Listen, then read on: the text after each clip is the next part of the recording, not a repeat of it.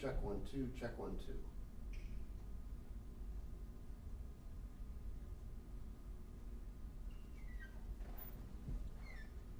Oh, Hello. seems like we just did this. I know.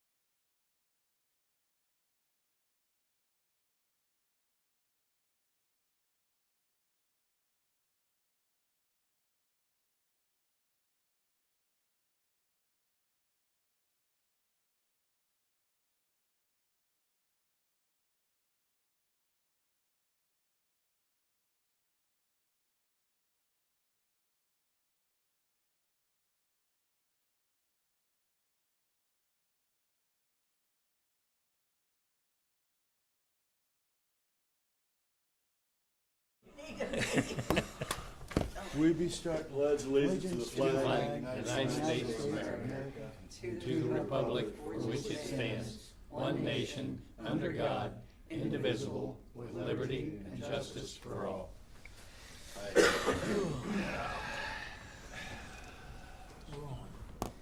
All right, we told Helmsburg RSD to come back and update us on what they learned from the commissioners. So go ahead. Stay here or Oh, stand or Oh, stand out this way, Gary, I'm pretty deaf, Come on up really. here.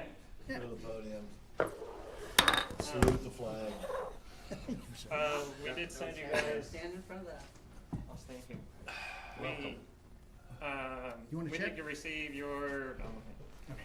We received your guys' request for all the financial information along with the plans that you've requested. I believe we've gotten all of that to you. I haven't heard anything back from anybody, so I'm assuming everybody was able to access it and get what they needed. If there's any other questions in regards to that, happy to answer them. We did attend the commissioners meeting yesterday. Saw it. They did unanimously vote to, or agree to transfer basically $175,000 from the sock factory money, to us. And then I told them that I was gonna be here again today for you guys just to see what else you needed and answer any questions and go forward from there, so. questions. Anyone? Concerns, questions, Questions. ideas, thoughts? Yeah, I got a bunch, but I'm not gonna bring them up, Okay, so, Okay. no point. Where's the point? That was quick and dirty, wasn't it? That's okay. Anything from anyone? so if they approve it, what's the next step for him to get it? Okay, wait, whoa. First of all, the commissioners Oh, you don't wasn't gonna have, have any questions? commissioners don't have the authority This is a to statement. outdo an appropriation. That is a council's That's responsibility. what I'm asking. Yeah. Okay. That's, don't. So we as a council body have to make a motion, make a second, and approve, okay? Gotta be advertised first. Yeah. Oh, I mean, we you can't gotta do it today. advertise it. Yeah, okay, but I'm just gonna say this and then I'm done. If we were talking about allocating $175,000 out of, with taxpayer funds, so vis-à-vis the general fund, I wouldn't approve it, okay? However, because this is a gift from the sock factory, all right, then I'm okay with allocating the $175,000 out of that sock factory fund to the Helmsburg Regional Sewer District. So that's kind of where I stand. It's just simple. It's kind of in the same mindset. It came Yeah, from, if it it came, was- it came from Helmsburg, it should. Right, and if it was taxpayer money, I wouldn't approve it at all. There's no way. Yeah, Okay, I- so I just go, because here's the other concern I have over this, and y'all gotta remember that I go back in 2017. You know, I worked with Helmsburg for 2 years. And so I'm all too familiar with the whole regional sewer district thing. And, you know, that to me, you know, we've also got Gnawbone, and Gnawbone's got their own issues. Yeah. Okay? Oh, Yeah, so we can't, you know, we as the council and, you know, the commissioners, you know, to me, Harrietta Weddle, which I think she gifted the money or the land, the real estate to build that plant on. The original, That, yes. that And then we original did- plant 25, 30 years ago. And we purchased additional land from them. Yeah, 4 or so, 5 and years ago. Harrietta Weddle, you know, we ought to have a monument for her, to be honest with you, because she was there for the whole time. Yeah. And, you know, and I think she did a fantastic job managing payables and receivables, you know, kind of the day-to-day operations, right?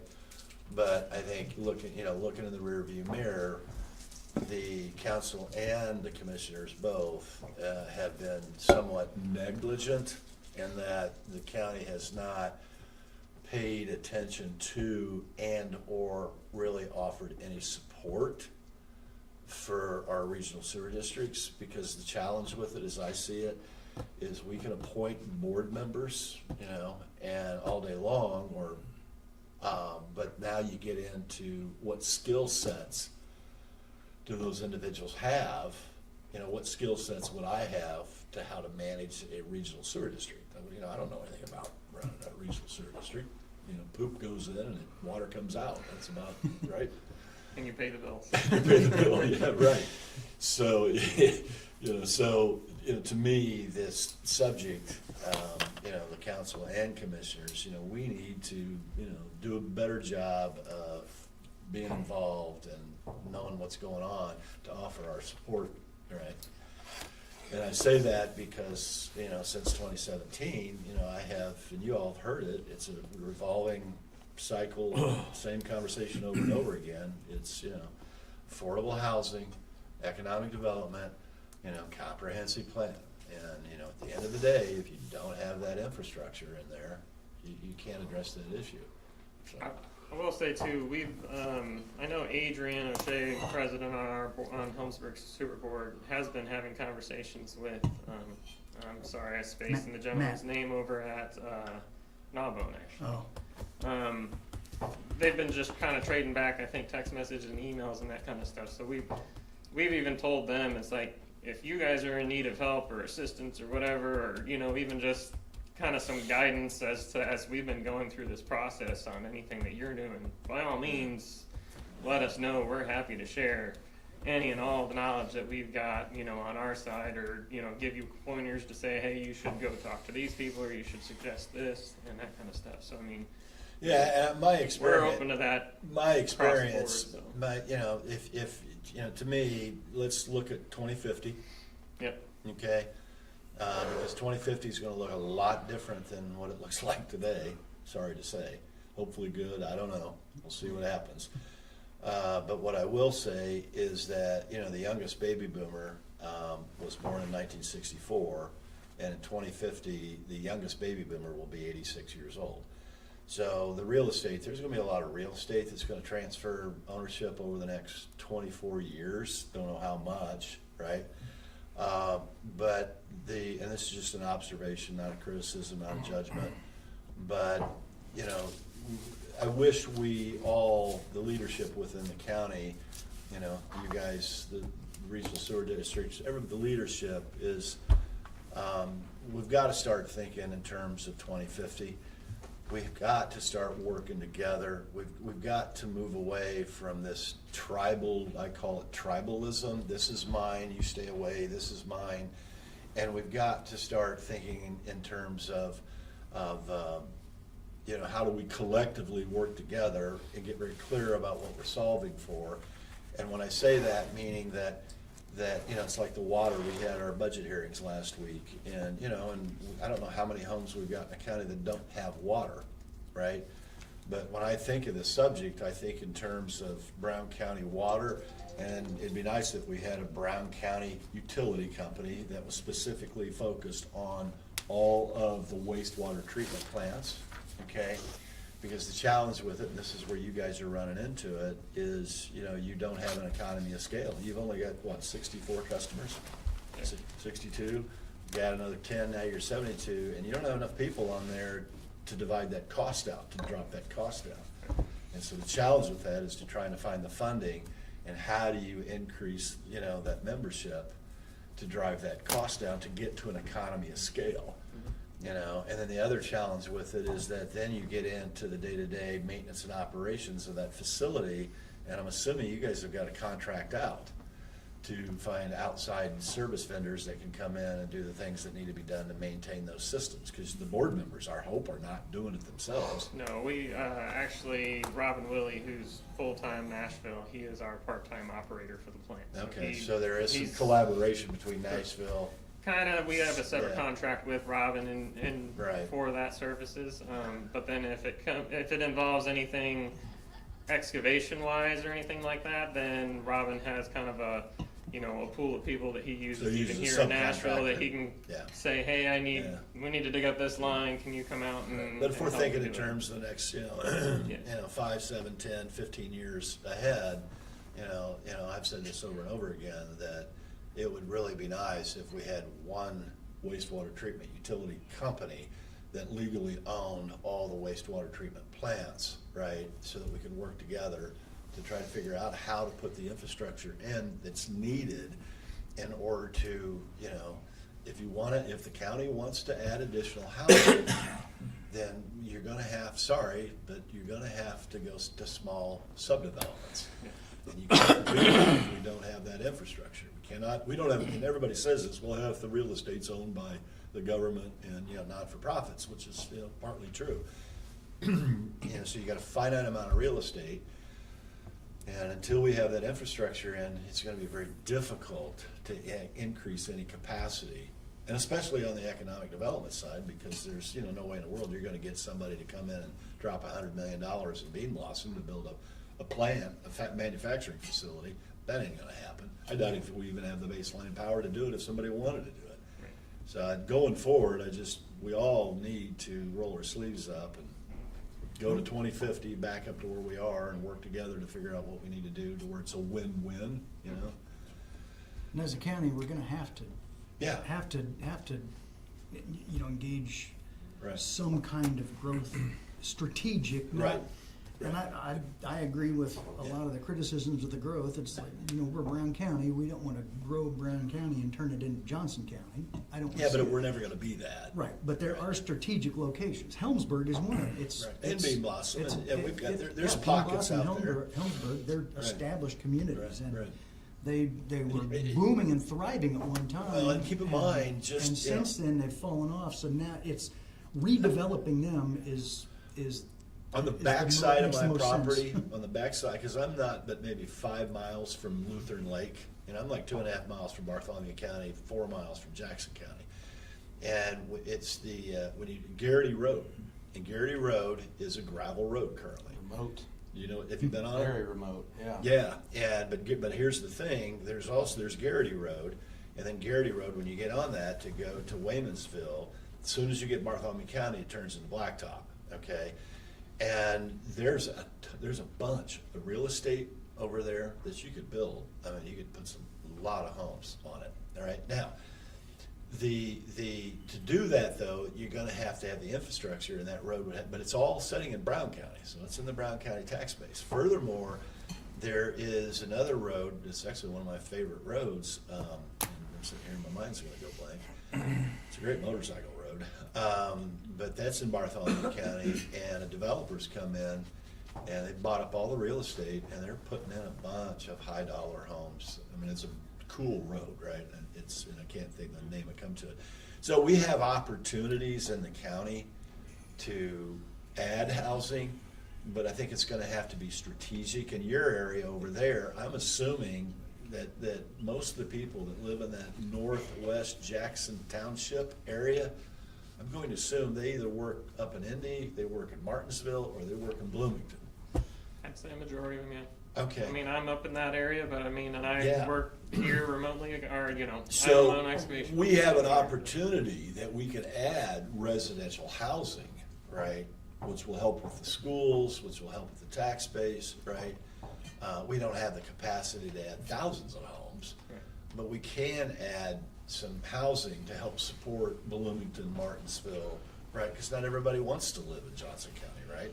They would like to live here, but the challenge that we're faced with now, the way I understand it, I mean, I just was told by a realtor recently this week that, if you want to buy 5 acres, as long as it's not on a ravine or ridge trail that's got some road frontage, you're $100,000 for 5 acres right now. Yeah. So, this subject's extremely important for, the county. But all of us are gonna have to really put our heads together and use some creative, critical thinking. Yeah. And really try to figure out how to so that's where I'm coming from. I'm saying, okay, fine. Because the only thing I will add, and not to come in here and take up a bunch of time, but one of the concerns I have, and we don't need to address it today, but I think you guys said 14,000 gallons is the daily flow on this new plant. It's a Correct. capacity. Okay. So if I go in and take 72 homes, is that, yeah, because you had these 10, that's gonna put you 72 or 74? 74. Okay, so just bear with me here. If I take, you said 74? Yes. 74 homes, you use 4,000 gallons of flow a month, average. Okay, some are gonna be 5, some could be 6. That's two, is it two? Well, so right now, currently, with the 64 homes that we have on there, our average daily flow through the plant is between 6,000 and 7,000 gallons a day. So we're basically utilizing about 50% of the capacity of this proposed plant that's going in. So adding in those 10 others, we figured we're going to be between the $7,000 to $8,000 range, or 7,000 to 8,000 gallon per day range. So, So that's about 3,000 account, 50 to 3,000 per month per which I think house. is a little low, but yeah, I'd have to go to the water Well, that's company. based on their actual flow. Yeah, but I have to go. Yeah, But can you manage, do you have a way to track the house flow of each house?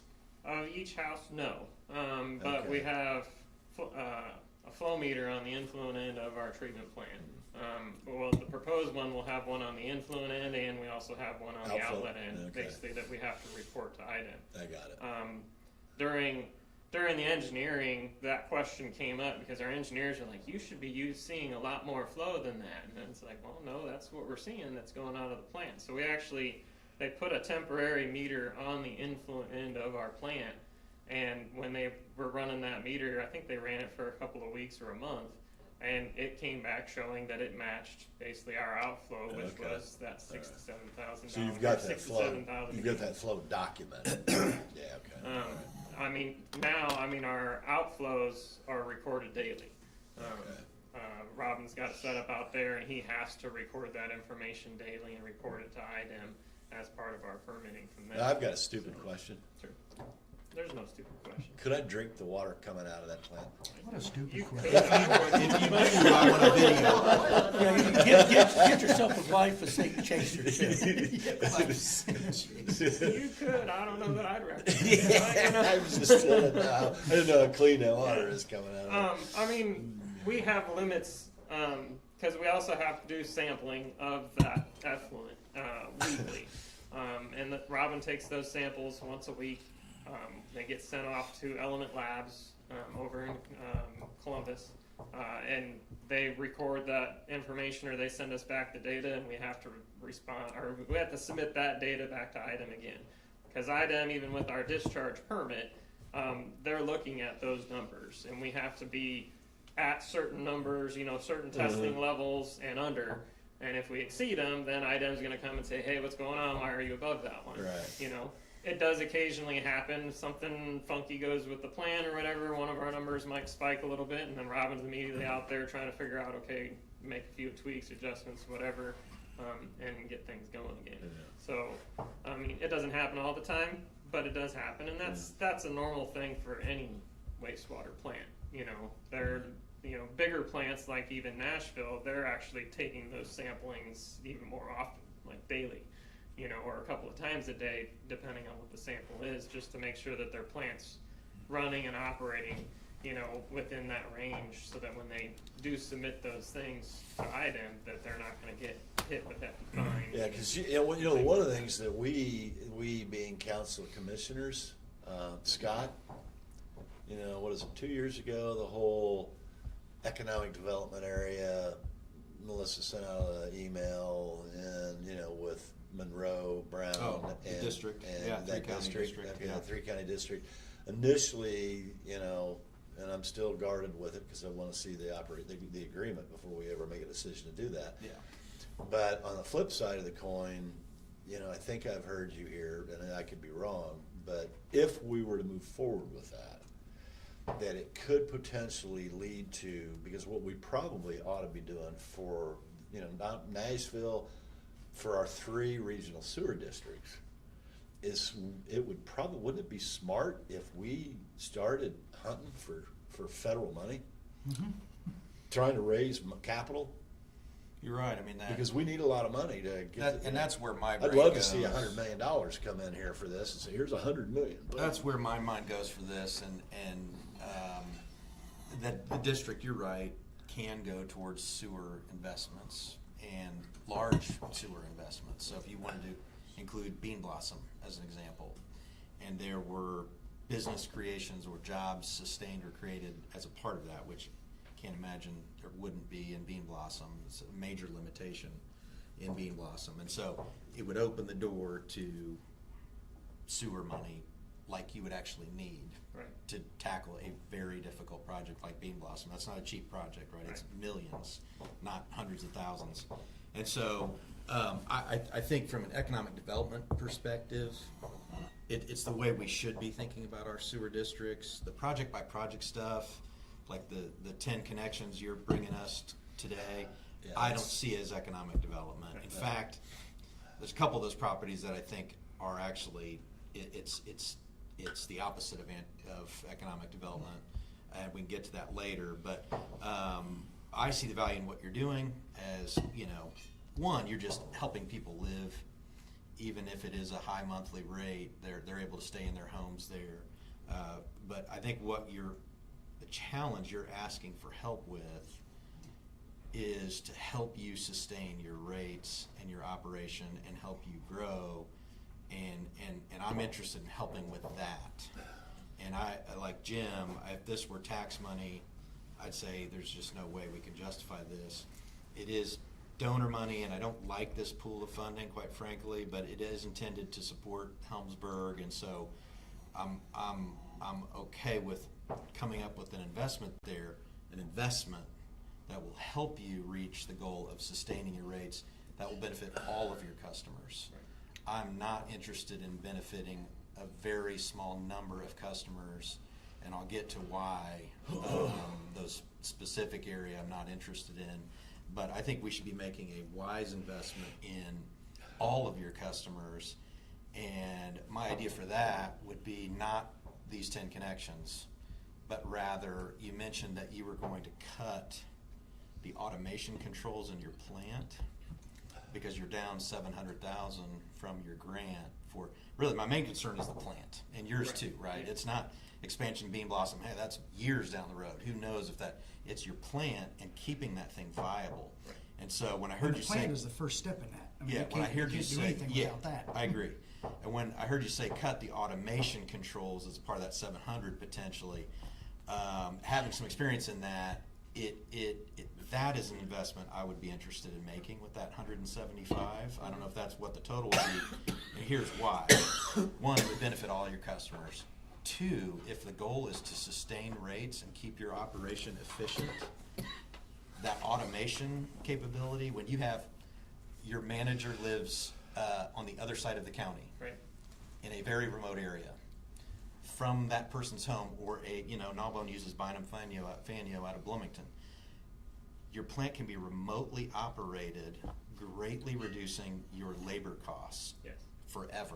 Yes. This isn't a one-time 10-person benefit. It's an every customer, district-wide cost savings. Right. That I'm interested in. I think it's a wise investment. I just want to touch on. Would Let 100 me would touch 100 on that just for a second, because, would 175,000 even touch that? well, hang on. In response to that, Yeah. when we were looking at when I said cutting automations, it was really from the standpoint of, because the original design of this treatment plant was a 100,000 gallon per day plant. Okay? Because at the time, we were doing that, and that was taking on Bean Blossom immediately. And during all that process, when they were running our financial numbers and everything else, our rates were still in the 90s. Okay, across the board. We ran into the issue when we had our meeting with SRF in December, to where our portion for Helmsburg was plant, and obviously we were working in coordination with Brown County RSD. Brown County RSD was then focusing, on the collection system, trying to get collections, and customers from the Bean Blossom area. When we met in December, SRF was looking for time frame updates from both sides. We had basically bid-ready plans ready to go for a 100,000 gallon per day plant. Brown County was a little bit behind on their time schedule. At that point in time, they had plans for their main line. They didn't have easements done yet, is what they had reported to SRF. So SRF took that as, okay, well, you're now a little bit more behind than where we thought you were going to be. And they were saying Helmsburg desperately needs a plant. So we're going to downsize the plant that we're going to fund for Helmsburg for now. It's still expandable to that 100,000 and even actually more. but we're gonna downsize it to this, and then that's when they also cut our funding from, it was at the time, they were gonna give us $7.8 million in forgivable loan and all that, and they cut it down to 6.4, by downsizing the plant from 100,000 to the 14,000 gallons. So a it day. only dropped how much?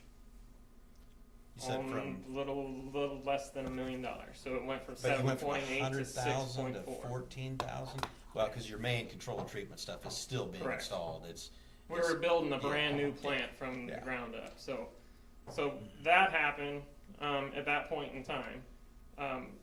When we bid this out and our bids came in higher, and then SRF said, we're capping you at that 6.4, we're not giving you anything more than that unless You you came wanted in to at- take it at a loan. You came in at 700 above the 6.4, so you came in at, Yes, at Seven- least construction 7.1. costs, adding everything in, we were trying to cut about $1.7 million off of the overall project cost. original project cost. Correct. Yeah, which was additional facilities Yes. also.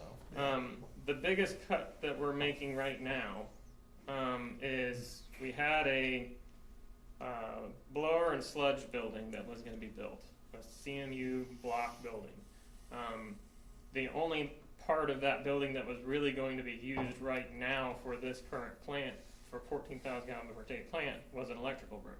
The rest was for when we do the next phasing, then we're gonna put in the sludge processing, blowers, we're gonna be housed in that building now, but it was only gonna be 1 or 2 of them, and that kind of thing. We were able to almost shave off $1 million of that cost by just removing that building. And now the blowers are gonna be in external housings, but they're gonna be sitting outside, on a concrete pad. Our control panels are gonna be in, waterproof stainless steel panels that'll be positioned outside the plant rather than them being inside of a room or inside of a building. So that was the biggest cost savings that they took off of that.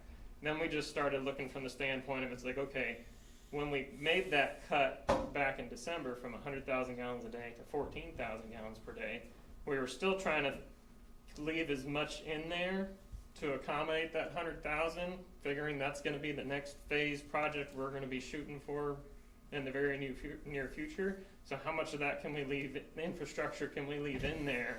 So when we do that future phase, it's plug and play, it's easy to go.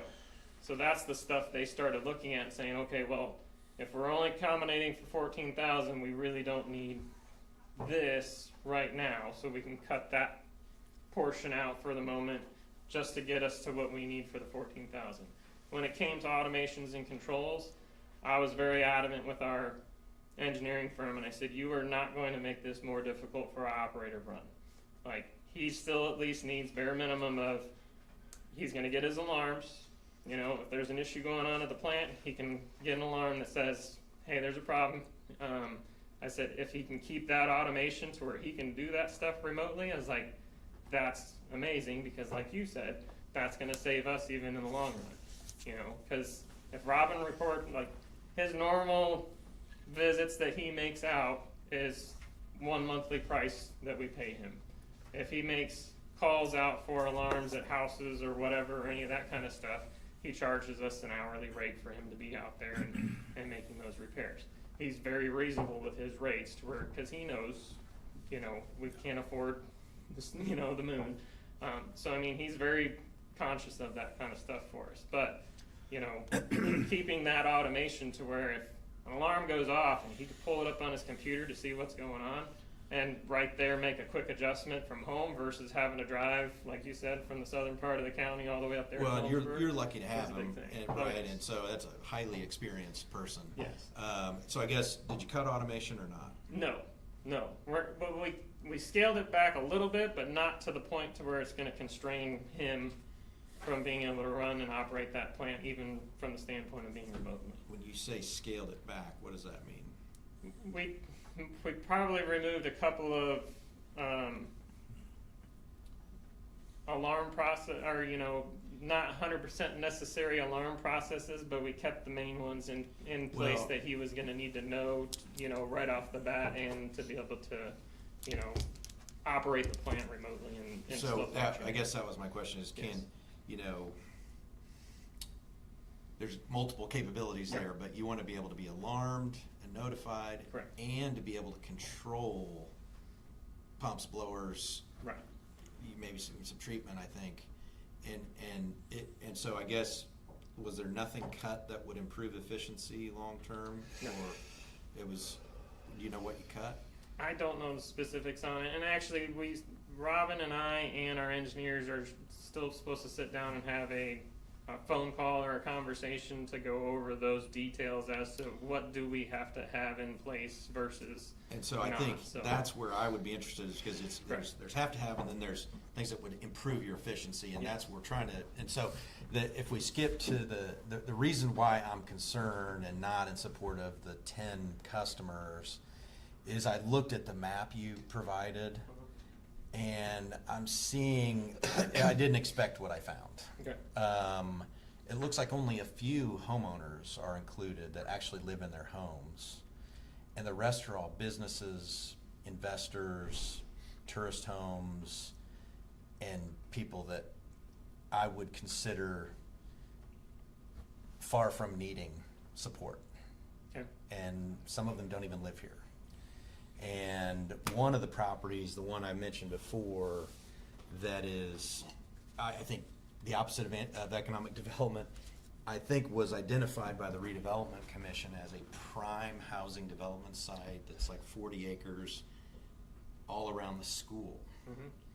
It's flat, it's open, it's prime for residential. In the county, back in the day, I think, Jim, you may have even been on that. You probably know the property I'm talking about. There's a lot of interest in that, and it was one of the few properties in the county that was next to sewer, next to a school, next to good roads and water and power and fiber, that were viable development sites, and this is one of those properties. It's not that it matters, but it's owned by an out of county person. They don't live there, and looking more into it, it sounds like they're building a large horse barn and They're planning to build their home on it. and eventually maybe build a very large home on this 40-acre property. But I guess, and I think I heard you say that is the most expensive connection we're going to pay for, being asked to pay for. No, I think the one that's a little more, I think the ones that are more expensive is there's two south along, Helmsburg Road. Helmsburg Road that sit back up off the road. Yeah, one of those is a tourist home. Yes. And there's actually two tourist homes on that south side and I just can't support that, especially with those funds.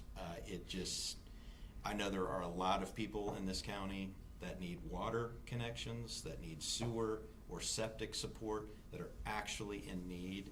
When I look at the homeowners, know many of them, great people. They probably don't even know you're asking for public money for these connections, if I were to guess.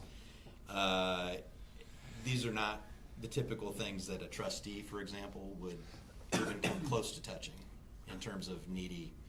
And so I did see a couple others that didn't look like they had easements across their properties either. And I thought I heard you say, I have a stack of, they're signed, that I still need to bring down here and get recorded, so. That's oh, I meant like the main didn't even cross their property. And yeah, I thought you said they were doing it for free because they gave free easement, or gave easements across their property. They signed at least the easement for us to put the system on it, or put the station on their property, so. To There their are some home. that are on the opposite side of the road from our main, but they're the ones that wanted to be hooked on, that signed an easement in order for us to install the grinder and maintain and operate the grinder station and then the line getting to the main. Yeah, one of those was a tourist home by a Carmel owner, and they didn't give a main easement. I don't know why we would fund a sewer connection to a tourist home from not that it matters, but they don't live there, this is a business. It's generating probably significant cash. Like, they didn't provide the water main, the sewer main easement, which I just don't, there's a lot of that, again, many of these owners, in fact, the vast majority of them, these are not needy situations, and we have probably dozens and dozens and dozens of actual intense needs from people who have no other options and no means, that are living here with families. And those are the ones I think we should be focusing those dollars on. So those are my concerns, and But I do want to support the district. It's critical what you do.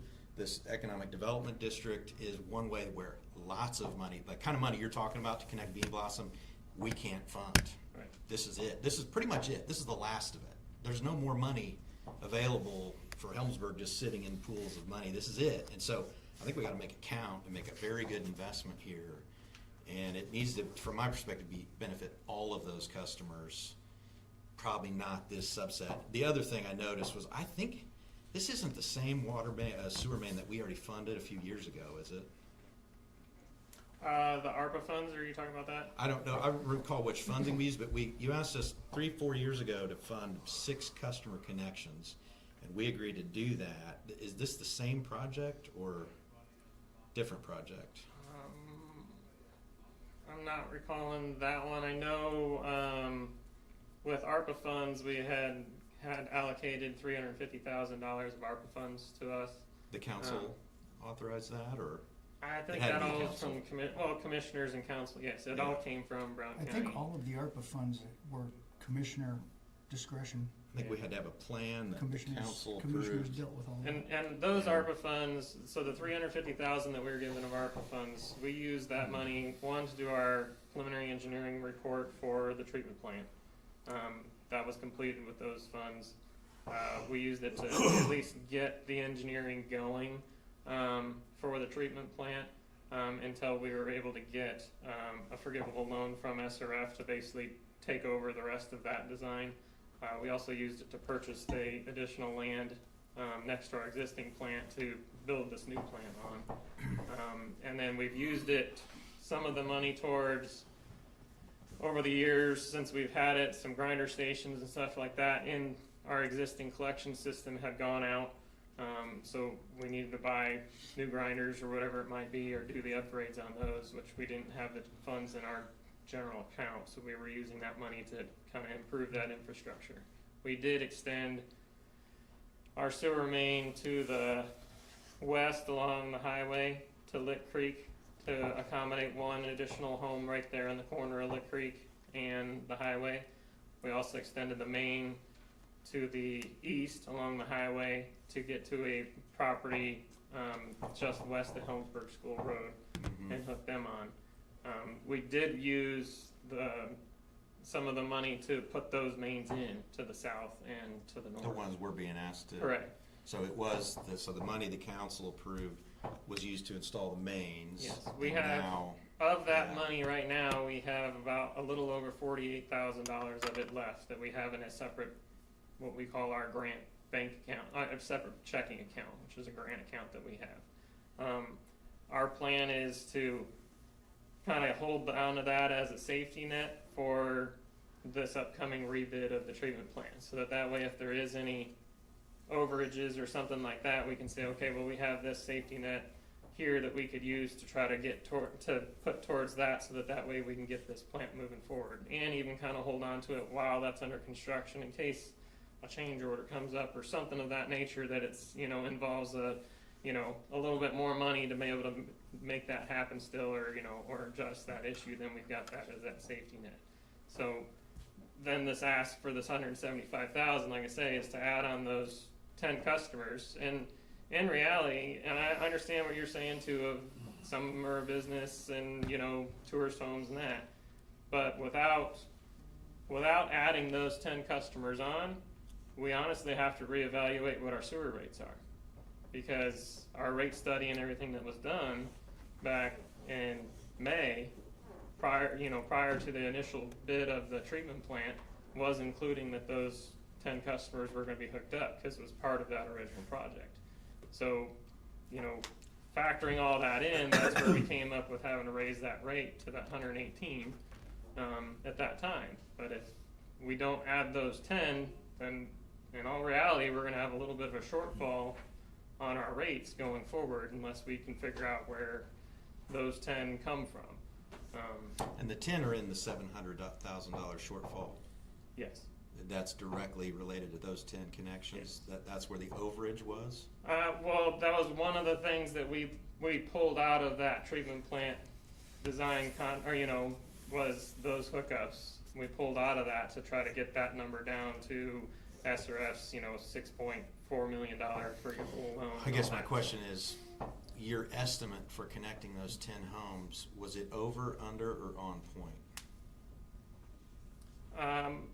We had only, at the time, we had only budgeted for purchasing the equipment, and we just had an allowance basically in the contract for the contractor and said, you're gonna give us an allowance of this much to hook on these 10 homes. And we weren't really even putting it on that contractor to do those installs. We were gonna, basically bid that out to more local, installers or more local companies that we already use to do that work versus using the big contractor that's focused on the treatment plant. So if I'm Going- understanding you going right, over was all it this not and- in the bid then? It was in the bid as an allowance. So we It's have really an basically, exercise in futility to talk about it, because the fungibility of the money that's there, it's fungible. We can say we're not gonna fund this, but we'll fund part of the plant. Well, what's gonna happen is then that's gonna free up money from the plant to be used to pay for this. This is going to get done anyway, no matter where we put the money, and where we put the money, the 175 they're asking for, wherever we put it, it's gonna mean they're gonna have to spend the money on this. So they're gonna do this no matter what. I guess But what I understand what's what gonna you're happen saying. is that money is gonna come out of what they have available for the plant, which is then possibly going to reduce further some of the automation that you're concerned about. It's all the same pot of money that's taking away from itself.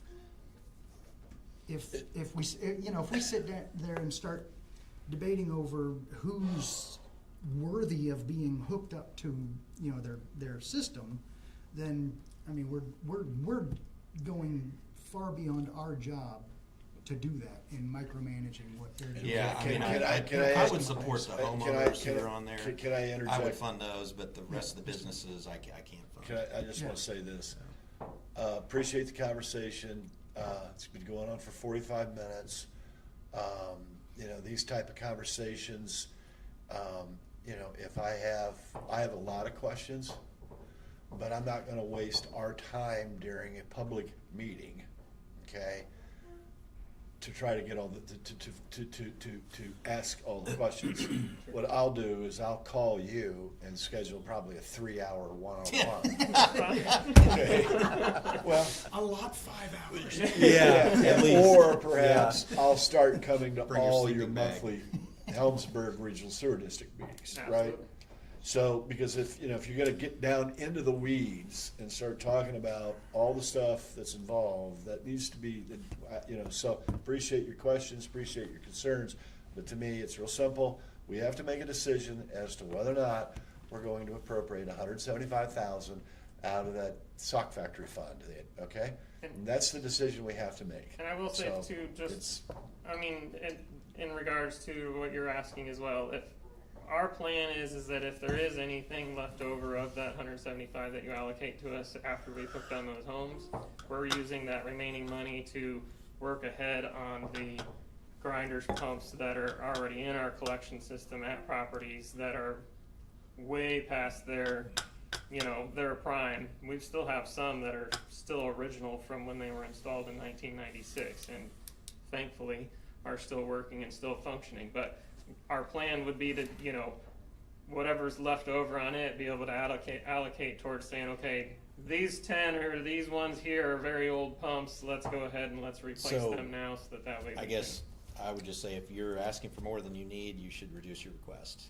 I don't right now, at least based on the numbers that our engineers and everything have given us to hook on those 10 homes. That's the amount we've come up with. I'm just saying. Would you it- send that to us so we can see Sure. what that is? Well, Yeah. Okay, so, we've got Parks and Rec, CVC conversation. Yeah. And we also have not addressed the 2027 salary ordinance, the factory evaluation system. Right. Julie, you have to publicly publicize the budget on the 17th of August. That's fast approaching, and we've not addressed that issue. So, are we gonna make a decision? You gonna put this on the agenda for the August meeting to make a decision? Well, it's up to us. Is that something, are we ready to do that? or- Yeah, I don't see why we need to, they need to make, let's get a decision and Yeah, make a decision. right. This is not rocket science. Anybody opposed to putting that on the agenda? No. Let's stick it on the agenda for our regular meeting, which is the third Thursday, I don't know the date. Let's come, 17th. I'll get it advertised. 17th, yeah, Yeah. and, 17th. yeah, and so can we get it advertised, and we can make a decision, and so you guys can do what you wanna do. Just in general, to something we talked about earlier, the problem with Brown County is we tend to be localized tribal thinking, and it's expanding beyond that. We need to learn to work together and think Right. countywide, and that's not being, that's just, Right. we have to move in. Yeah, that I look at this, you got, my understanding is, the town of Nashville is part of Brown County. Mhm. Okay, they've got water line issues, to my understanding. They've probably got wastewater issues as well. We've got Brown County Water that's not providing service to everybody in the county. We've got Gnawbone, we've got Helmsburg, and we've got Bean Blossom. And I bet if you added it all up, they're probably a couple $100 million is what And we if need we for ever it. got So, like a fire district, we could have much more effective. That's fire another and issue. EMT, Right. and EMT. That's- for- right, for right. How do you get all those? How do people you to put work all that together? Right, Right. that is, yeah. And that's the reason I continue, and because when I advocate, Stephen Covey, 7 Habits Highly Effective Living. Be proactive, which is to take responsibility for our decisions on a daily basis. Begin with the end in mind. So the end in mind, let's go to 2050. It's 24 years, all right? And then first things first. So where are we right now? Where do we want to go? What do we want this county to look like? Okay? And for God's sakes, and I look at Facebook, I see all these people, promoting all the Hoosier National Forest, Lake Lemon, and the environmental aspect of it. Well, now if you're gonna talk about how beautiful the environment is, then I think there is room for improvement for us as a county to be better stewards of the environment. So land, water, air, right? So instead of fighting one another and constantly bickering and getting in the weeds, and then, and the other thing too is, to me, we all need to learn how to do it. When I think of the word argument, I think I define the word argument in a legal context. Right. Okay? An argument is not domestic violence. Yeah, you can have an argument in domestic violence, right? But publicly, we have to have good arguments so that we can discuss it, work through it, and go for win-win.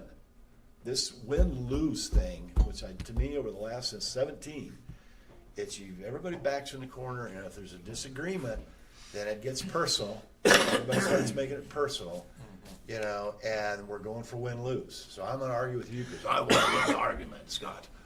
Instead of you got your perspective, I've got mine, and let's come up with something that's going to work for all of us, right? Yeah. And we've got to do a better job. We can improve.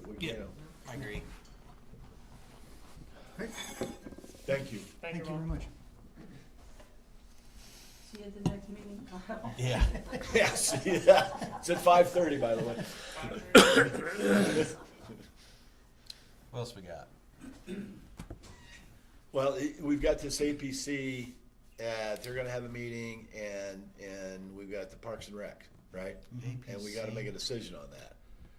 All right, and You say you APC? What? you sent out CBC. CBC. What did I say? APC. You said APC. Sorry, no, BBC, FCC, R2D2. R2D2. Yeah, there were 3 emails. You sent out an email to Susan Beavers. Did you ever get anything back from Susan Beavers? No, So she's not responded. no. Okay.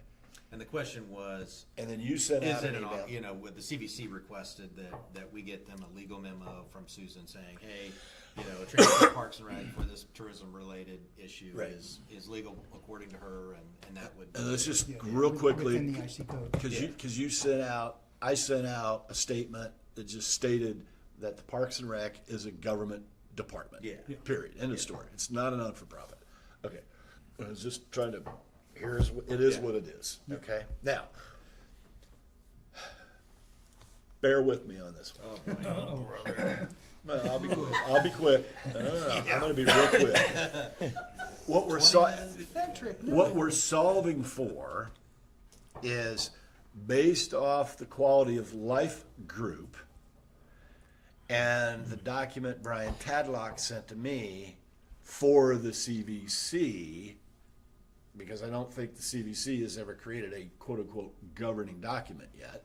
Okay, there's still a void I there. think they did. think But they I did got it, that. hang on a minute, Yeah. I don't think, okay. I think they and did, number but we can check. two, you know, we as a council body, if you're gonna create a governing document, I think the proper approach would be for the county council to take that document, turn it into an ordinance, and have it approved as an ordinance, and then get it recorded in the recorder's office, okay? So the CVC would have to vote on it, it would come before the council would turn it into an ordinance, we would vote on it, and then we'd get it recorded, therefore, it's legal. I think they did send out something they voted on. So, but based off the document that I got from Brian Tadlock, you know, there needs to be more discussion about that document, all right? But in that document, my main takeaway was pretty bland. If it's a quote-unquote non-for-profit, but you gotta keep in mind, there are like 29 different non-for-profits, okay, with the IRS. And there's all sorts of different non-for-profits. Now, the issue, what we're solving for is a year ago, the council, you all made a decision to take the entire Parks and Rec budget, move it out of the general fund, and move it into the CVC fund. We passed the budget in October, and then after that, Julie Reeves and Teresa Cobian got on the phone, called the State Board of Accounts, and you guys pushed back extremely hard. You all pushed back, said you cannot do that, all right? And then what did the council do? We turned right around, took the Parks and Rec budget out of the CVC fund and stuck it back into the general fund, did we not? So that's the truth, that's the fact pattern, fair? All right, so this year, now we've got a Parks and Rec budget with a bunch of capital outlays in it. And what Parks and Rec has done is they've gone in and allocated a certain percentage to those line items and said, and making the claim that those percentages are contributed to tourism. So an issue is whether or not, what legal standing do we have in order to be able to take that portions of those percentages and those line items, because the auditor's office is going to have to go over and take those line items, create them inside the CVC fund, and pay those percentages out of the CVC fund, because it is illegal, well, you're non-compliance with statute to go in and take 150 grand out of the CVC and appropriate that money over into, you cannot do that. You cannot do that. You can't do what? Any disbursements out of the CVC fund Yeah. have to be out of a line item. Period. So you got 2 million coming into the CVC fund, and it makes sense if you stop and think about it. You got 2 million being receipted into the CVC fund. Any disbursements outside to anyone needs to be a separate line item, because now you have a complete audit trail of where that money's gone to. And what they will not allow you to do is you cannot go into that CVC and you can have a line item, $1.3 million goes to the CVB. You can do that.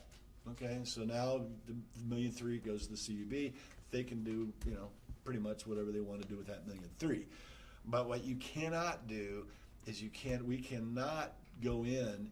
The issue is, in order to be able to fund the line items within Parks and Rec, would we require Julie to go into the CVC fund and for the council to approve an additional appropriation out of the CVC fund into the general fund, because the Parks and Rec budget is all funded with general fund money, period. The only money that they get is the 12 grand a year coming in from that cell tower rent. They got 12 grand a year coming in there. So we would have to appropriate money out of the CVC fund into the general fund and then allocate that money in the general fund specifically to those line items within Parks and Rec. And we cannot do that. You're not in compliance with statute. Let me feed that back to you. I think I agree with you. Well, it's not me, it's state statute. Well, I agree with what you're It's saying. not me, I'm Yeah, just telling you I think state I agree statute. with what you're saying. Well, it's state You're statute. saying that in order to properly disperse funds out of the innkeeper's tax fund, the council needs to appropriate the funds, Line items, line items, line items. yeah, expenses. The CVC needs to approve those expenses, and then if, and the question we have with these is, if those disbursement expenses are allowable under the innkeeper's tax code for tourism-related expenses to that entity, then Julie can disperse. Okay, That's the step, hang on, right? time out. So, I don't have a problem, here, and keep in mind, what I'm sharing with you, I've gone and done my research. Because I'm not gonna make a statement or a claim if I don't have something to back it up. And if I do make a subjective, superficial, anecdotal statement, I'm gonna disclose it right up front. Because I professionally am a fiduciary, and during my daytime business hours, I'm very guarded with that. And I don't, just because I'm over here, doesn't mean I change. You with me? Okay. At issue is, the problem with this whole subject is the State Board of Accounts. Pure and simple. You have 92 counties, you have innkeeper's tax, and the State Board of Accounts, in my professional opinion, have completely dropped the ball. Because if there are issues with the innkeeper's tax and how those disbursements are made every year within all the 92 counties, then the State Board of Accounts should have a legal document in writing that speaks specifically to prohibitive transactions. And you know what? They do not have that document. And where I take issue with that is when you call up the state, which I've done. I mean, I sat right there. I called, I think Lori Rogers is who I spoke with. Probably. And I backed her in the corner. And I said, I want to take $800,000 and I want to pay for the ambulance services. And she immediately said, well, you can't do that. You can't do that. I said, well, that's fine. Can you submit me something in writing? She goes, no. I said, do you have a document that shows list out of the State Board of Accounts of the prohibited transactions? She goes, no. So what we're running into is we, the counties, then go to struggle with these issues. You call the State Board of Accounts, and they don't have a position on it. And what you do, now you get somebody on the phone who is an employee of the State Board of Accounts making anecdotal, subjective, superficial decisions based on absolutely nothing. Right, And we're that's- repeating a conversation. that's been- And it needs to be cleared up. So I got off, and then what happened is then I submitted a document. I think I gave this to you guys several months ago. Matter of fact, I know I did. I typed up a 2-page document, sent it to Eric Cook, asked Eric Cook to take my 3 questions, and they're very specific, and to send that to, is it the Legislative Association within the General Assembly? It's the group of lawyers within the General Assembly that actually write all the bills. And I said, if you could send that to them and I want a response. So sure enough, he gets it back to me, okay? And this individual, and I've got their name, their phone number, the whole 9 yards. This is the legal department within the General Assembly, basically stated that because the issue is with the statute, promotion, economic development, and tourism. I mean, those are the 3 core words in that statute. To promote economic development, tourism, and Convention and visitation. yeah. So the issue, to me, the issue is how do we define those 3 terms in the context of Brown County? Because we're not talking about Tippecanoe County, Howard County. We're talking about Brown County. And everybody in the state of Indiana knows that Brown County is the place to be, okay? What is? I mean, how many people you got from Lafayette come down here on weekends? In other words, we know what tourism is. We have to define Pretty obvious. those. Well, but that's a hard work because here's the problem with words, as you all know, they all have different meanings. It's like the word argument. You can define it as domestic violence, or you can define it in a court of law. I mean, how do you define argument? So once Well, you that was- define it, how do you fund it? Well, here's the process. CVC can make direct payments to, Let's take An an organization. example. Huh? Let's take an, CVC can make direct payments to an organization. But here's the let's issue. take an example of lights in the park for tournaments. Right. Well, how do we fund it? Well, we can stick it in a line item in the CVC's budget, call it the light budget, Right. and set a dollar amount to it, stick it in there, lights. That's right. So it doesn't go through the parks, it just pays for the lights. Pays for the. And it's same you thing can do with that. You can do that. Same thing with pickleball courts. You can do that. All right, those are how we made Now, it. now, how do we do labor? Because he's got a certain percentage of labor. I think it's 25% of the labor cost, which is the biggest cost for Parks and Rec. So could I? How do you put, Julie? Now let's go back to the auditor, because now it's the auditor's problem. So if we approve 50 grand for labor for Parks and Rec, and you've got a line item in CVC budget that says 50 grand, right, for Parks and Rec, how do you? Because now you got to pull part of the labor cost out of general fund, and you got to pull part of that funding out of the CVC. How are you guys going to do that? Where does revenue from the cell tower go to? In its own They fund. have their own money. I think we created a fund. That we created a fund last year Yeah. specifically for that. Okay, Well- is it It's a non-reverting fund that goes in there. Right. Could CVC make a payment to that fund? No, because the statute, you cannot. What they're trying to, and it's a good rule. If it specifically spells out what it's being used for. It has to. The disbursements have to come out of a line item. You cannot take a disbursement out of the CVC fund and do an appropriation to a different fund, because Yeah. that would be an Yeah, they appropriation. don't So want what it you're to saying move. is they cannot Yeah. carry the budget of the Parks Department, but they can fund issues. In the line items. Correct. Yeah. So that's, each year, we would have to say CVC funds this. Correct. Tourism related. Right. And then it gets into an accounting issue of how the auditor's office are going to do it. But we don't fund it through the CVC, we appropriate it to CVC. Right. To make the payment. They have to We approve don't it. make, we don't We make the approve CVC. the line items. Right, but Yeah. it goes to CVC and Yeah. they take Well, care the of all the revenues, payments. the receipts are coming into the Distribution. CVC, Yeah. the fund, okay? And then all the disbursements have to be in the form of line items. Yeah. So all we're gonna do is approve the line items for Yeah. whatever they wanna do. So here's a Yes. thought. That's it. And, You know, and so- in listening to the CVC and kind of the council discussion and the Parks and Rec, it sounds like the common ground, I'll say, is capital expenses. Kind of the least path of resistance is capital projects. You know, the staffing and labor starts to get a little messier, and I don't know that it makes sense.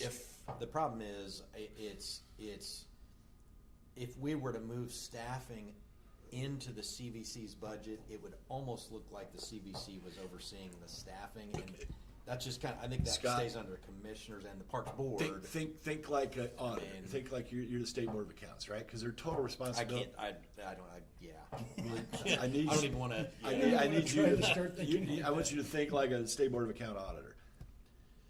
Because at issue is, I think, capital outlays out of the CVC. The challenge with doing this is it's like, let me give you an example. Because what started this for me was last year when I saw the CVC budget for $1.7 million. I have no idea whether that's good or bad. I don't know if $1.3 million to the CVB is good. I don't know if it's bad. I have no idea what they're spending the money on. I have no way of knowing, okay? I have no way of knowing with the Brown County Community Foundation how they make a decision to grant money to whomever, right? What I do know is that if whatever we do, we have to document and address the why and the fact pattern and the rationale behind it. Because, and let me say this, if we're going to go in and allocate money out of the CVC in a line item to cover labor costs in Parks and Rec, then couldn't we do the same thing for law enforcement? Is it tourism related? Sure. I can make that argument all day long. Well, you I can can make that argue. argument, well, no, wait a Well, minute. it is related. Define But argument. hang on, how do you make the argument though? Because I'm State Board of Accounts, I'm coming in and asking you, how do you make the argument that Parks and Rec is tourism? Where's your proof? Prove it. So let's just stick to Parks and Rec, because I think that's what we're trying But to solve prove for, it. right? Prove it. Well, your argument with the law enforcement is premised on the fact that why did they put a stoplight out at the park? For safety and security and traffic control. What is law enforcement all about? That. Right, right. So, And when you talk about labor, you might go broader and say maintenance. When you do a capital project, there's maintenance. Ongoing. What are you gonna maintenance do about costs. it? Right. Yeah, that's the part I think we gotta. but figure how out do you next, substantiate, maybe. how do you, now, and I'm gonna say this and then I'm finished, because I gotta bail out of here at 11 or 11:15. And just stay with me on this, it's kind of a wild idea. trying. And I'm all trying. this is, right, now, wait a minute, this is just a wild idea. Oh, boy. I'm not advocating for it, I'm not, Well, I'm then not let's saying we maybe should. well, save yeah, it. great. Save Spit it it then, out. maybe, yeah. We create a Brown County Parks and Rec domestic non-for-profit 501c3. I've They said the prepared same And the thing. commissioners, I've said the same and the thing. Then they can make direct payments to the commissioners, I think it sits on what, 40 acres, something like that? Mm-hmm. We would have to carve out the building where the veteran service is set. The county would still own that. Mm-hmm. You literally take the entire real estate that Parks and And Rec sits, transfer it to and the you not-for-profit transfer the 501c3. deed to the non-for-profit. Yeah. Boom, you just solved your problem. That's the same proposal I came up with a few Right. months ago. Right, and you turn it into a And we already non-for-profit. have the Friends of the Park, which is a not-for-profit. I don't think so, But the commissioners State own the real estate. No, but not we the have deer. Friends of Deer Run. I don't we? believe that's true. I could be wrong, but I don't, I think what, and we talked about this in the meeting. And that's what, I'm not saying commandeer the Friends of Yeah, Deer I don't think you Run have to transfer the Park. property.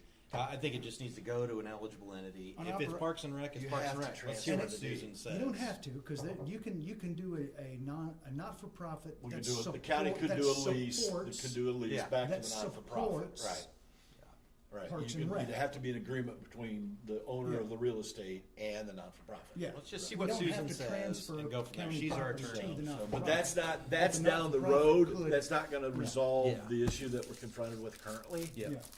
Susan will hopefully get back to us and we'll know then Yeah, if we need to based- explore based other on what she options. comes up with legally, Yeah. then we'll see. The 'Cause last I've said the same thing Okay. several months ago. If we had a not-for-profit that It would that solve the problem. managed Yeah. managed the expenses of the park. Right, Yeah. and you got a Problem mission, solved, vision problem statement, solved. and it's a 501c3, so if some, wealthy person wanted to donate $100,000 to that, they could do it and take Could it we as do a a tax C3 or would it have deduction. to be a C4? No, I didn't, it's not political, C4 is for political subdivision. Which, C3 is the one, I like, the C, isn't there one just for government? when I set up Helmsburg, cause I'm, Okay, I'm the one. C4 is political, C3. Right, yeah. Okay. And so when I set up the Helmsburg Community Development Corporation, we set it up, okay, because you gotta create the domestic non-for-profit with Secretary of State's office, step one, Yeah. right? Then you gotta do the bylaws, and you gotta do the Constitution, the bylaws, right? And then the last step is to apply for the 501c3 status through the IRS. And then once they grant that, then you're good to go. To me, on the Parks and Rec, I'd want people to be able to donate money towards tax deductible, just like a church. Yeah, well, and that's So- part of what I was asking Susan in that email. Because like I replied to you, 501c3 is not the definition of a not-for-profit. That's just hold on, that's just an IRS tax category for a particular not-for-profit. That doesn't limit not-for-profits to 501c3s. Something could be not-for-profit. There are and not be 29 registered. different not-for-profits based on the IRS. There's Right. 29 separate categories. Right. But the step But one, even that, it doesn't have to Okay. be a 501c3 to be defined keep as a it- not-for-profit. and keep in mind, step one in the whole process is it starts with the Secretary of State's office. Right. And the Articles of Incorporation. Right. Because in a domestic non-for-profit, No, I- forget the tax status with the IRS. Right. Okay. In a domestic non-for-profit, for example, the music center and all that, do you know in a domestic non-for-profit, nobody owns the corporation because you're setting up a corporation. Yeah. It's a legal entity that can hold legal ownership of assets. Right.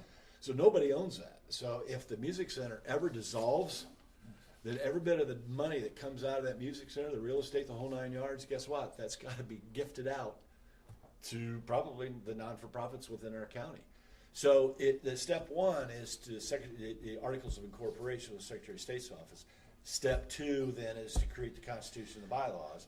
And then step 3, the last step, is to apply for your tax exempt status. Because a non-for-profit, the whole key to a whole non, because I don't really like, I push back on this idea of non-for-profit. A church may be non-for-profit, but they have to make profit, because if they don't, the church goes out of business. Okay, period. So Well, they're not out to make a profit, No. they're out to collect revenue. they and don't pay the pay expenses. federal income tax. Right. I Pure know and that. simple. I know that. Okay, that's the whole key. But they're not generating profit. They're Yes, they generating- are. They have to No, make they're profit. generating revenue to cover the expenses. That's not profit. And I know you know that. Yeah, but I'm gonna push back because I'm disagreeing with your statement, Okay. okay, on the definition of profit. Now we're getting to the definition of profit.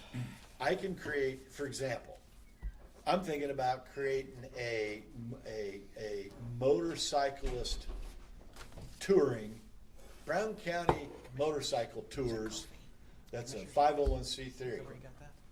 All right? And I'm gonna come to the CVC and say, I want you to fund Brown County Motorcycle Tours, okay? Which is a domestic not-for-profit. And I want CVC to give me money. And so I can get it off the ground. And so people come in, we're gonna take them out on tours in Brown County, okay? This is kind of a sarcastic joke, but, and I'm gonna charge a fee to the motorcycle riders, and I'm gonna collect money from the CVC, because I'm gonna have a couple of employees, all right? Now, I can take in $100,000 a year and only have expenses of 50 grand, right? Okay, that's my profit. Now, cash that's into the bank. Now, the key is I don't have to make any taxes on that, right? So a non-profit needs to build their cash reserves just like any other business. Okay? So when I say profit, I'm just meaning your revenues exceed your expenses, right? Because it's any business. I don't care what business you run. It's the same, right? Because when you look at stock prices, you've got to have earnings. Earnings drives growth, blah, blah, blah, blah, blah. So, yeah, and that's all. So Gary, you want to go on with me, and we'll open up a motorcycle touring, Brown County Motorcycle Tours? Funded by the CVC. Okay, so what is the end of this conversation? What's our next step for Well, CBC and the problem Parks and Rec? is, Julie, on the 17th of August, you have to advertise the budget. Right, which we need to talk about soon if you have to leave. We don't have to, we're not adopting it. No, I know that, but you know we need to advertise it high. We have to have a high water mark. Well, we'll advertise Because- what's in their budget now, what's in Parks and Rec, but then when we adopt, we don't have to, We can cut it, but we can't raise it. right, Is that fair? Yes. that's correct. Yeah, so we can say, hey, we're gonna We spend. can't go above what we advertise. Right. We can say we're gonna spend $25 million, That's right. advertise it, and what we can't do is come back and spend 30 million. Right. Yeah. We can spend 22 million. Okay, all right. So you just need to advertise it high, correct? We just need to advertise it. And so to me, the Parks and Rec, the CBC, that'll flush itself out, right? And, y'all can do whatever you want. But the next big issue is the labor cost issue. What I'm going to do is advertise what we have there now in the published, and then, which doesn't take out the $100,000, it doesn't take out what you've taken out, and then we take it out before the adoption. Right, but my concern is that what you all need to make a decision on, all right, is that report that I gave. There are 6 FES categories. There are 19 classifications. And in the calculations that I performed, I took the 50% external. I upped that 3% for 26, and I upped it 3% for 27. And then I took 90% of that. Okay? And what I am trying to advocate for is that over two-thirds of the employees in this county, those job positions are classified based off those 19 classifications. Because the only thing you got outside of that is special occupation. So what I'm going to advocate for is I want to see those, you know, the 113, 115 employees, that if somebody comes in and they get hired as an LATB, and if you get 10 LATBs, those LATBs are all being compensated the same hourly wage, period.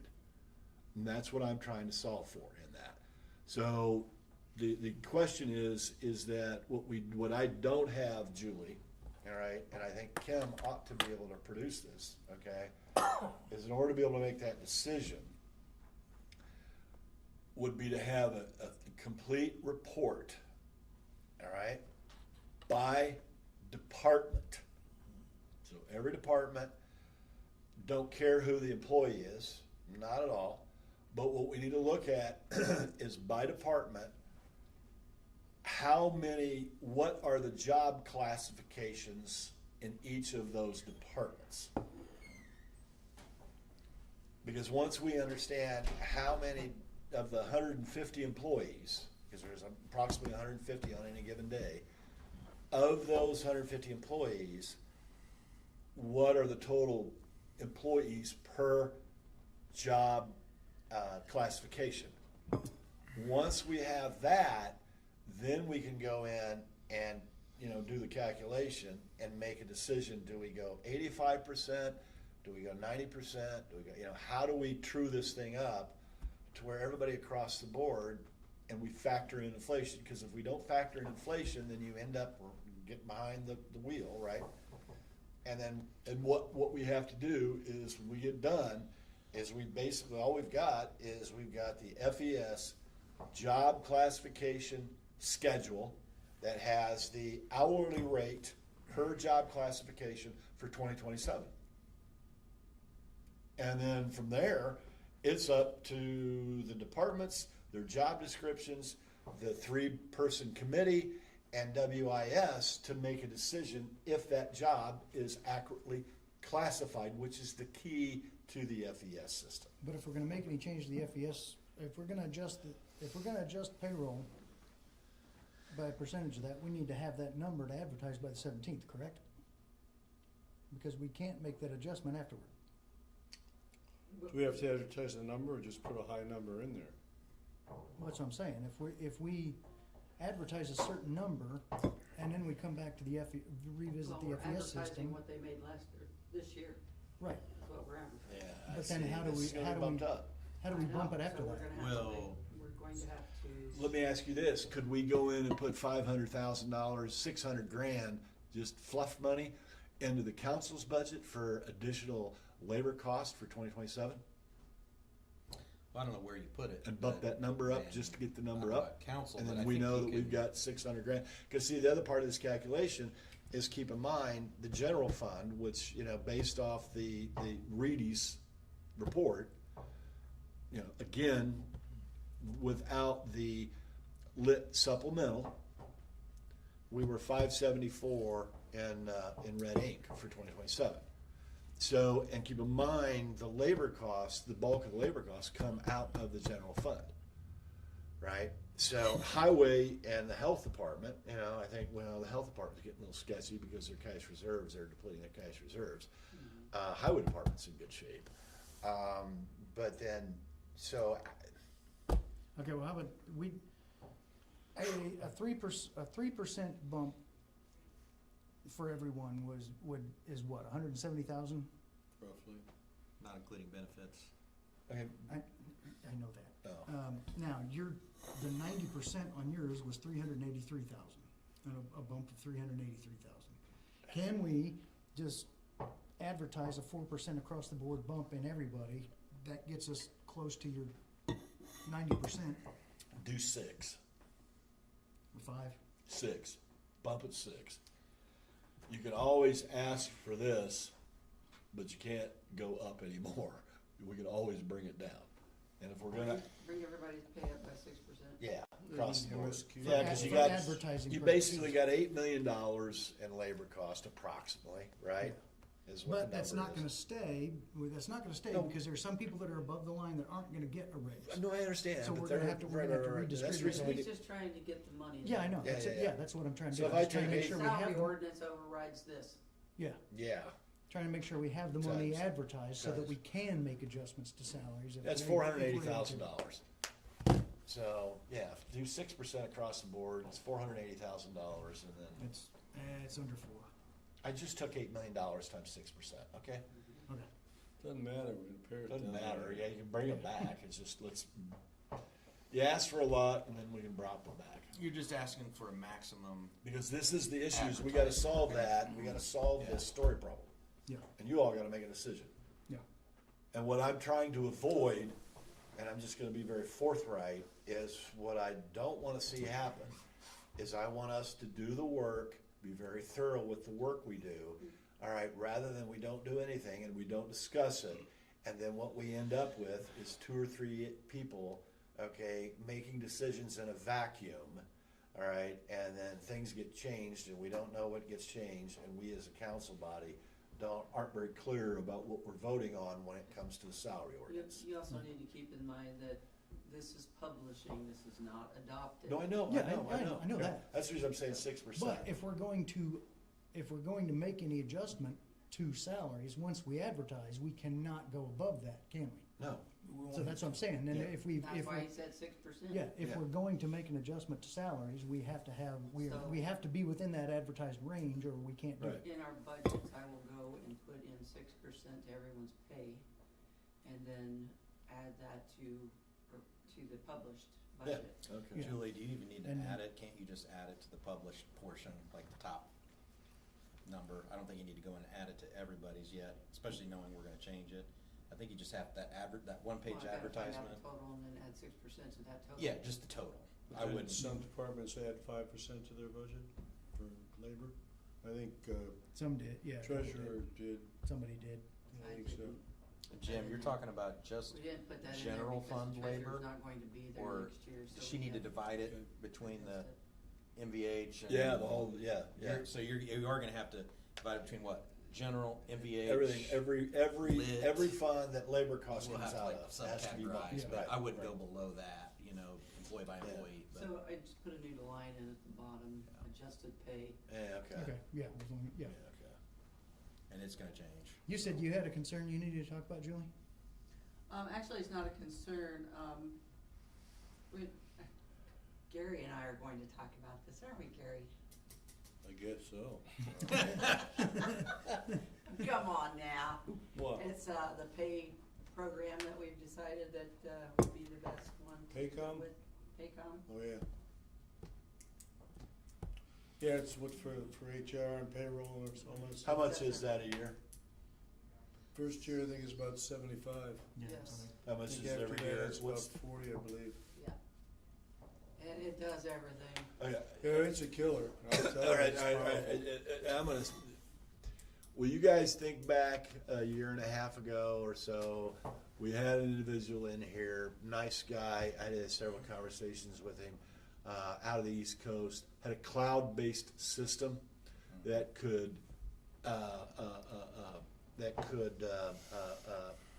connect with WOW. And then everybody could have usernames and passwords where people could go in and be able to run all sorts of different reporting. Remember that guy? There was a guy. Tom Jackson. Is that who it is? I He's forget down the East name. He Coast, lives he's here. local. He's still in the biz system trying Okay. to do that. That's more That's of a claims thing. Yeah, procurement more so. for I him. understand the need. I understand the technology. I understand the value of the technology. So it's not that I don't have any, I get the whole value proposition of the technology. The challenge with that technology is the county organizational structure, the skill sets of the department heads, and the ability of the county to be able to implement and maintain that system. It's a fair concern. Yeah. Okay, that is my concern, because it's that, it doesn't, why would I go out and buy a Honda Goldwing if I've never ridden a motorcycle before? Okay, and there's probably gonna be a very steep learning Joel curve. did. No, I bought a Harley. Yeah. They're like a Weebles Wobble, Good. right? So my concern for this is, how how does it get implemented? Because Yeah. the challenge with, you're picking up a $75,000 expense, and again, I'm not questioning the technology, I'm not questioning the need. Clearly, there's a need You're there. questioning how we roll it out and we get people to adopt it and not And actually refuse- leverage the and not refuse technology to for use the it. full value of the technology, because if we spend 80 grand on technology, but we don't leverage, it's like me buying that Goldwing and it's sitting in the garage and I don't ride it. Okay, I thought about That I some of got a that, problem. and one of the values of this high-tech program, because it will manage people and it will save us money in terms of people's comp time, I get- overtime, double time, whatever, that aspect, not totally, but that's not the overall picture. But the fact that it moves us into the digital age, for one thing, and we've got somebody in the office there, I guess Kim is very astute at some of these newer type things to implement it. So it's like, we've got some resources going towards addressing your problem. And they will come in, and train us, and we're talking about them maybe doing that through the open enrollment, where you really get into the nitty gritty. So that may work, it's a valid And coin. if we roll this out and say, this is Brown County's operating system, this is the only way we're taking your time card is digitally, Which would be time saving in itself, Yeah. because it yeah, doesn't have to I mean, be that's gonna enforce the rollout of it. And again, I don't If that's mean the to only way we do it, take up the whole day's dog and pony show, but it Right. is, until I'm convinced, okay, that we've got all the department heads and we've got, I mean, for example, I don't even think we as a county have an organizational chart. Know what an organizational chart is, right? Yeah. You get one big thing and it Yeah. says, okay, here's the, everybody's connected here, blah, blah, blah. actually right? we do, it's the IC code. Actually, yeah, we No, do. I want a visual, actual organizational chart. Organizational chart's not IC code, so I don't define It's it. embedded in there, but whatever, go ahead. But It's there needs to graphical. be, we ought to have an organizational chart. This all needs to be written up in writing, documented, thoroughly thought out, okay, every little detail before we ever think about increasing another $80,000 a year expense, okay? Because That's a full-time position. Well, see, that's another, yeah, because you can Where it's talk about Kim, raises you can or- talk about Kim all you want, but the problem with it is go look at her turnover. You know, you're gonna bring new technology, and then we couldn't even have departments fill out Excel forms instead of turning in paper form ones.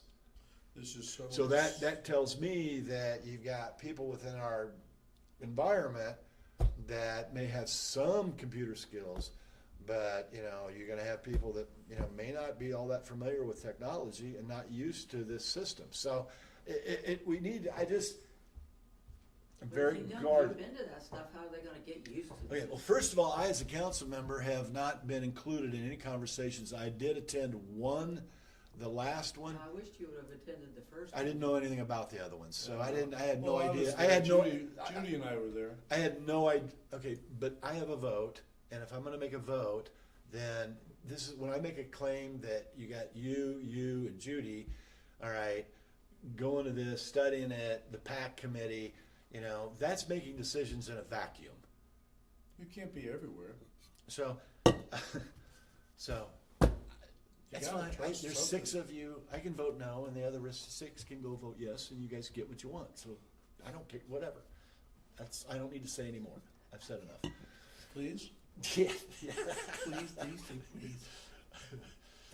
I gotta go home here in a few 30 minutes. So. So where do we want to be in 30 minutes? Let's do it. That's true, we should. Make sure we're there. Well- 4:45, you said 11:15. Just hold it to it.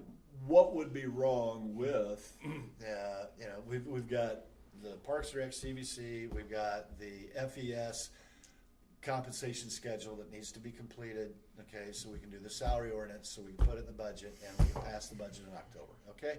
So Darren, next month's meeting, all right, and in September, our FES, that meeting, to me, that meeting needs to be dedicated specifically to the FES compensation schedule. The work session. The whole work session. We don't talk about anything else. Yeah, we gotta implement that. We have to have the reports, Julie, out of your office. okay, to where we got them information that we need in order to make a well-informed, intelligent decision about how we go forward with this FES system. That's it, so that would be in September.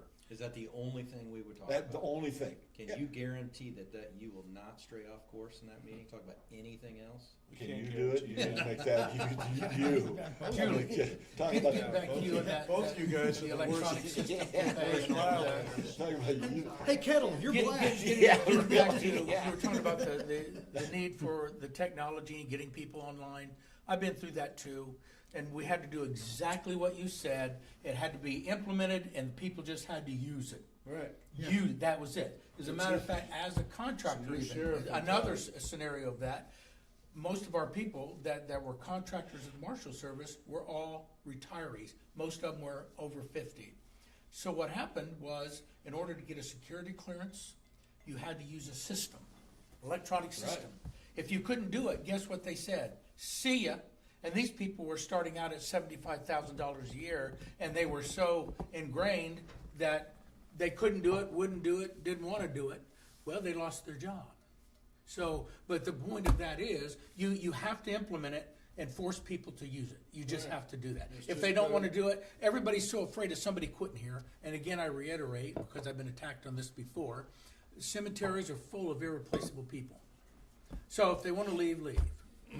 But, you know, if you get somebody in that's technologically advanced, then they're going to be a better employee anyway.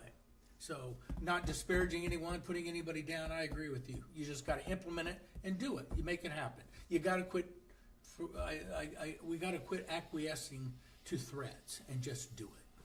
That's my piece. That's what I think it would be, is a foundational piece to move the county forward, and see, plus the transition for the auditor's office, it's just like it's sort of natural fit, but whatever. I Okay. think it's got value. So September is FES special session meeting. October, But we have some things that we So need to Jim get, Paycom to that guys, point, we'll let 'em talk for your 3 FES, hours. for our FES meeting. We have some things, the committee, It is, give it to them. So that he, is it Paycom or is it? Paycom, not Paycom. Paycor. Yeah. Yeah, Not Paycor Paycor. was the second one. Paycom. Okay, Paycor and Paycom. Yeah. the job description review committee needs to get those job description changes to WIS.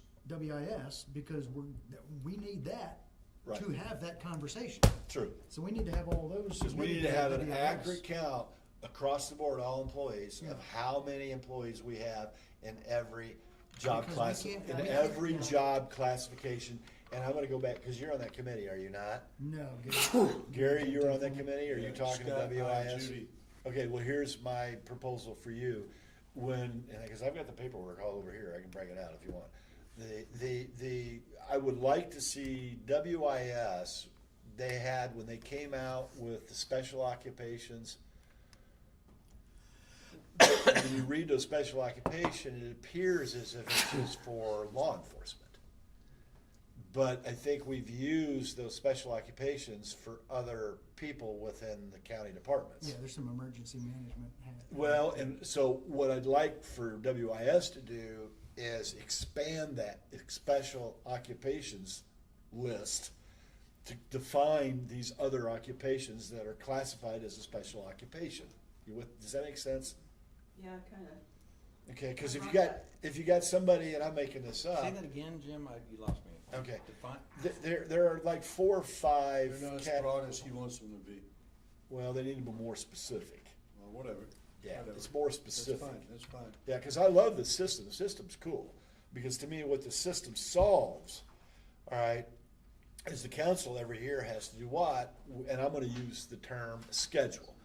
You have these 19 classifications, you got special occupations, and the council simply has to decide, what the, with the goal of getting to 100% of the 50% external, right?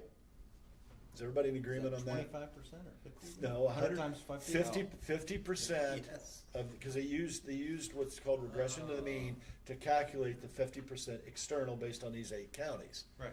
So if we're at 100% of 50% external, all right, and all these classifications they're all in alignment with that benchmark, then the reality is we have a very, very fair compensation system. Yeah. And it takes away any employee. That was the whole goal. That's of the all whole this. goal, right?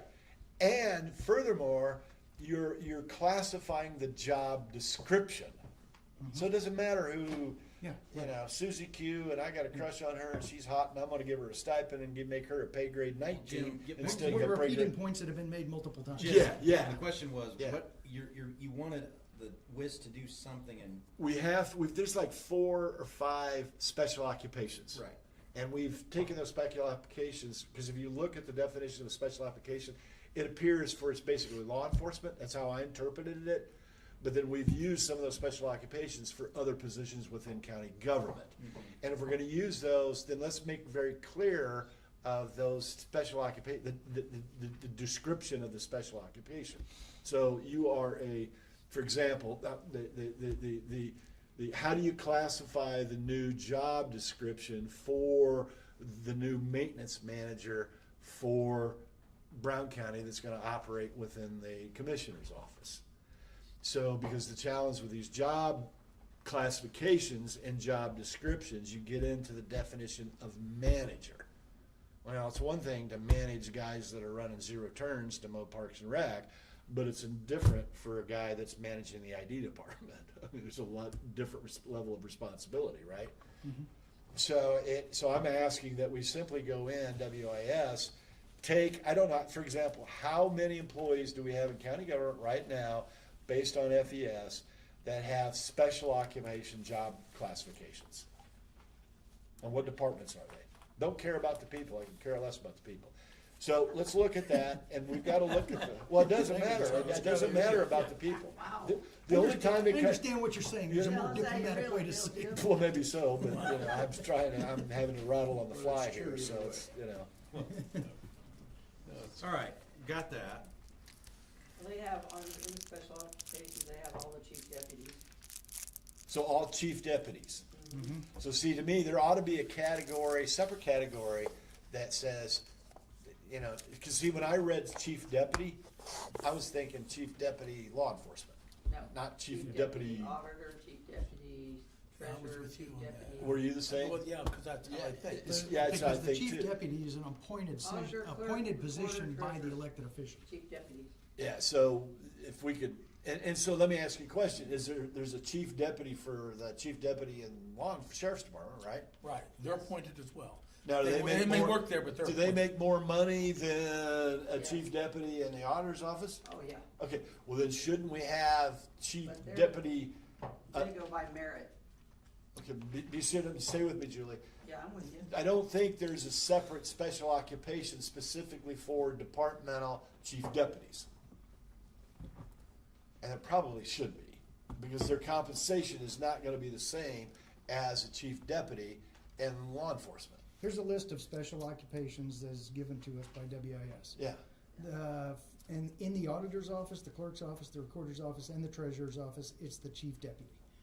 In court services, it's chief probation officer, the adult probation officer, Yeah. the juvenile Yeah, right. probation officer, and the case manager probation officer.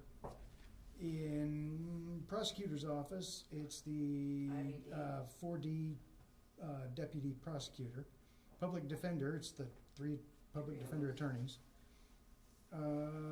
Health department, the health officer. Jail, the jail commander. Jail, the matron. And sheriff, the chief deputy.